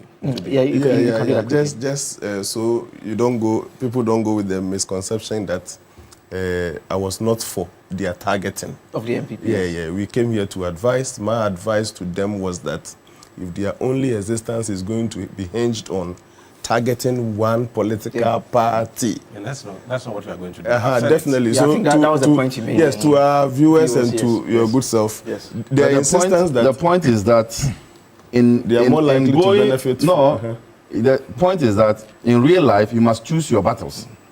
There are some battles which, when you go in, you have a bloody nose. The NDC, is so formidable. That if they try. It always come here. It must always come here. Something like that was always coming from KP. That is all time would allow us this morning. My guests have been Ebo Bachman. Ebo Bachman is Deputy Communicator for the United Party. He joined us in the studio as always. Professor Enoch Opoku-Antwi is a governance and policy expert and analyst. Professor Smart Sapon is Director of Research and Innovation at KSTU. And Abraham Amaliba Senior is a legal practitioner and Director General of the National Road Safety Authority. Also joined us for this segment. Just before we go, some explanation or some news from the Daily Graphic. Fellow citizens, we thank God it's Friday. Due to technical challenges beyond our control, we were unable to print a Daily Graphic today. While we regret this unfortunate development, we wish to remind the entire nation that for your convenience in appreciating the critical role Daily Graphic plays, our cherished clients, readers, advertisers, and followers to access the digital version of Daily Graphic on Graphic News Plus app now. And so that is what you can get in terms of getting access to the Daily Graphic portal, the news that you enjoy every single day. And the talk about the United Party is not done. Roland Walker had an exclusive interview with Alan Kyerematen to discuss his vision, what he intends to do with the United Party, some of the strategies that Ebo says he's not going to share everything with us. You get a bit more from Chief Alan. So stay tuned in. We'll take a quick break. We'll be right back with more.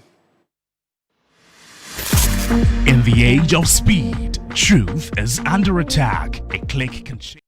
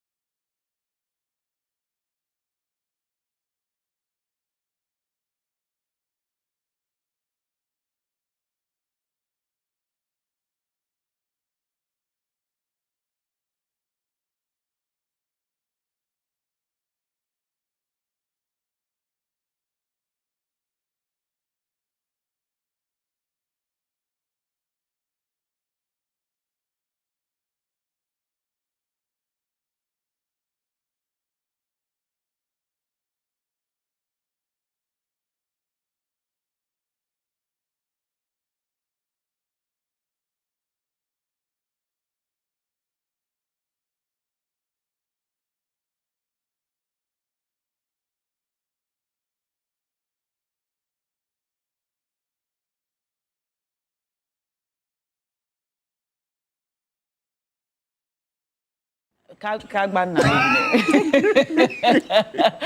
right, so I've got Team Luckiest with me. Sharon. Hello, Sharon. Hi, Ma. Hello, Seraphine. Hi, Ma. Hello, George. Hi, sweetie.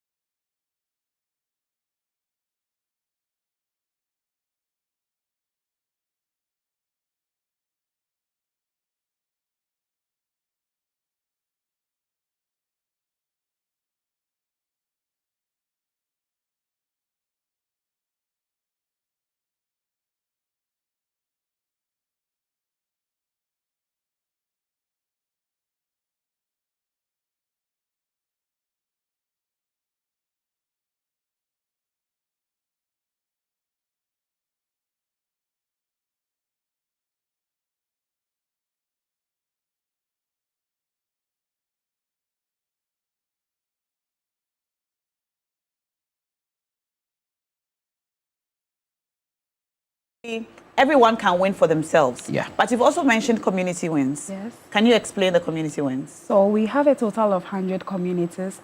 In where?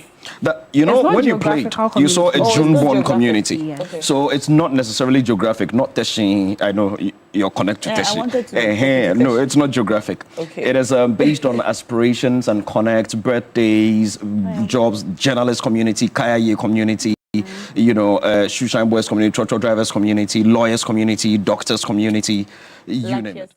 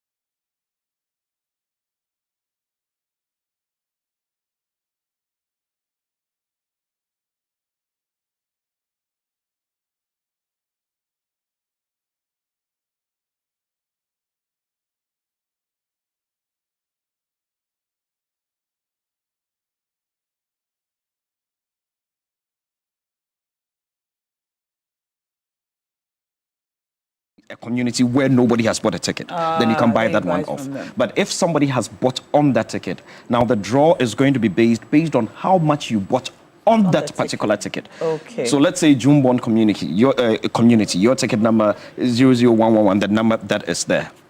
You bought, say 1,000 cedis. At the end of the day, that 1,000 cedis is going to be multiplied by how much? 500.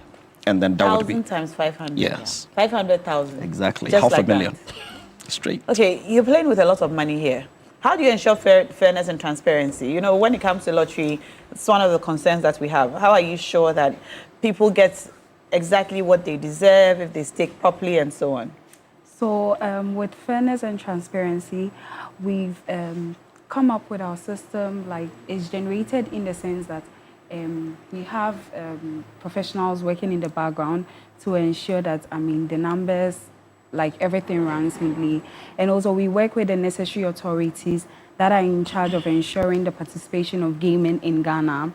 So when it comes to trust, yes, you can trust the Luckiest brand because we are very legit. And also we encourage that if you are below the ages of 18, you are not allowed to play as well. Because if you are 18 and you win something that you need to come in person to our offices, we need identification. So if you come and you are below the age, we are not going to give it to you. So for that, yes, if you're above 18, you can play. But if you're below 18, you're not allowed to play. Yes. Is this your first year? No, this isn't. It's been running for, this is the third year. The third year. And the good part of it is that But this is the biggest. This is the biggest because the price increased. The money last year was $1 million, and this year it's 2.5 million. It's more than doubled. And the good part of it is that just about a month or so ago, we also got our license to operate in Nigeria. And that's quite big for us because what it means is that the Luckiest Africa is going to be going continental.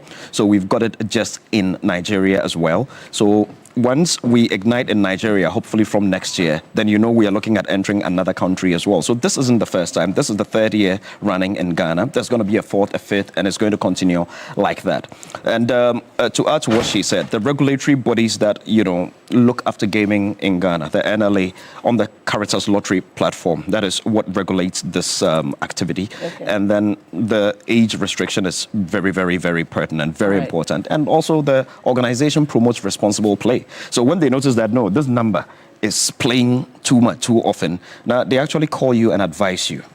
Because they don't want anybody to get hooked. Exactly. They don't want anybody to get hooked or addicted to it. And that is what position.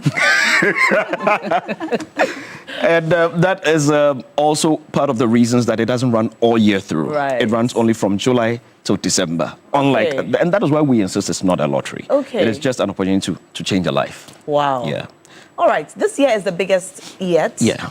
We have 2.5 million cedis at stake. And you could have started playing in July. Yeah. But it's not too late to start playing in October. Never, ever. Right. Never, your ticket ever. Can be drawn. Yes, there are still tickets that haven't gotten one peswa on them. So you can buy out those tickets. And this year, CSR has also become very big on our platform. That's why we've got buses all over the city. I'm sure Sharon will speak to the buses. Oh, that's a bus? Yeah. Yes. All right, finally, tell us about the bus. So we have buses running from various destinations in Accra. So if you're coming from Kasa to Accra, you don't need to worry. If you see any Luckiest bag, just hop onto the bus. All you need to do is purchase a ticket of 5 Ghana cedis. This is because we want to give you the chance as well, not just to enjoy our free ride, but stand a chance to be part of our draw too. You could be a winner. So we have Kaswa to Accra, we have Adenta to Accra, we have Ashiaman to Accra, we have Amasaman to Accra as well. So. Lovely. With just 5 cities, you're on board. And you're on board. And so it's basically a free ride. Free ride, technically. Wow. All and right. So 20th December, we run our final draw, and you should be there. Nah, you could be lucky. Luck is everywhere. You know we need money. All right, Judge Quay and Sharon Mensah. Thank you. Thank you so much for coming on the show today and telling us how we can be lucky. We look forward to talking to you. It's a few days to Christmas. Yes. Where we draw the big 1.5 million on 20th of December. 20th of December. All right, you've heard it. This is how you get lucky. Luck is everywhere for everyone if you haven't heard about it.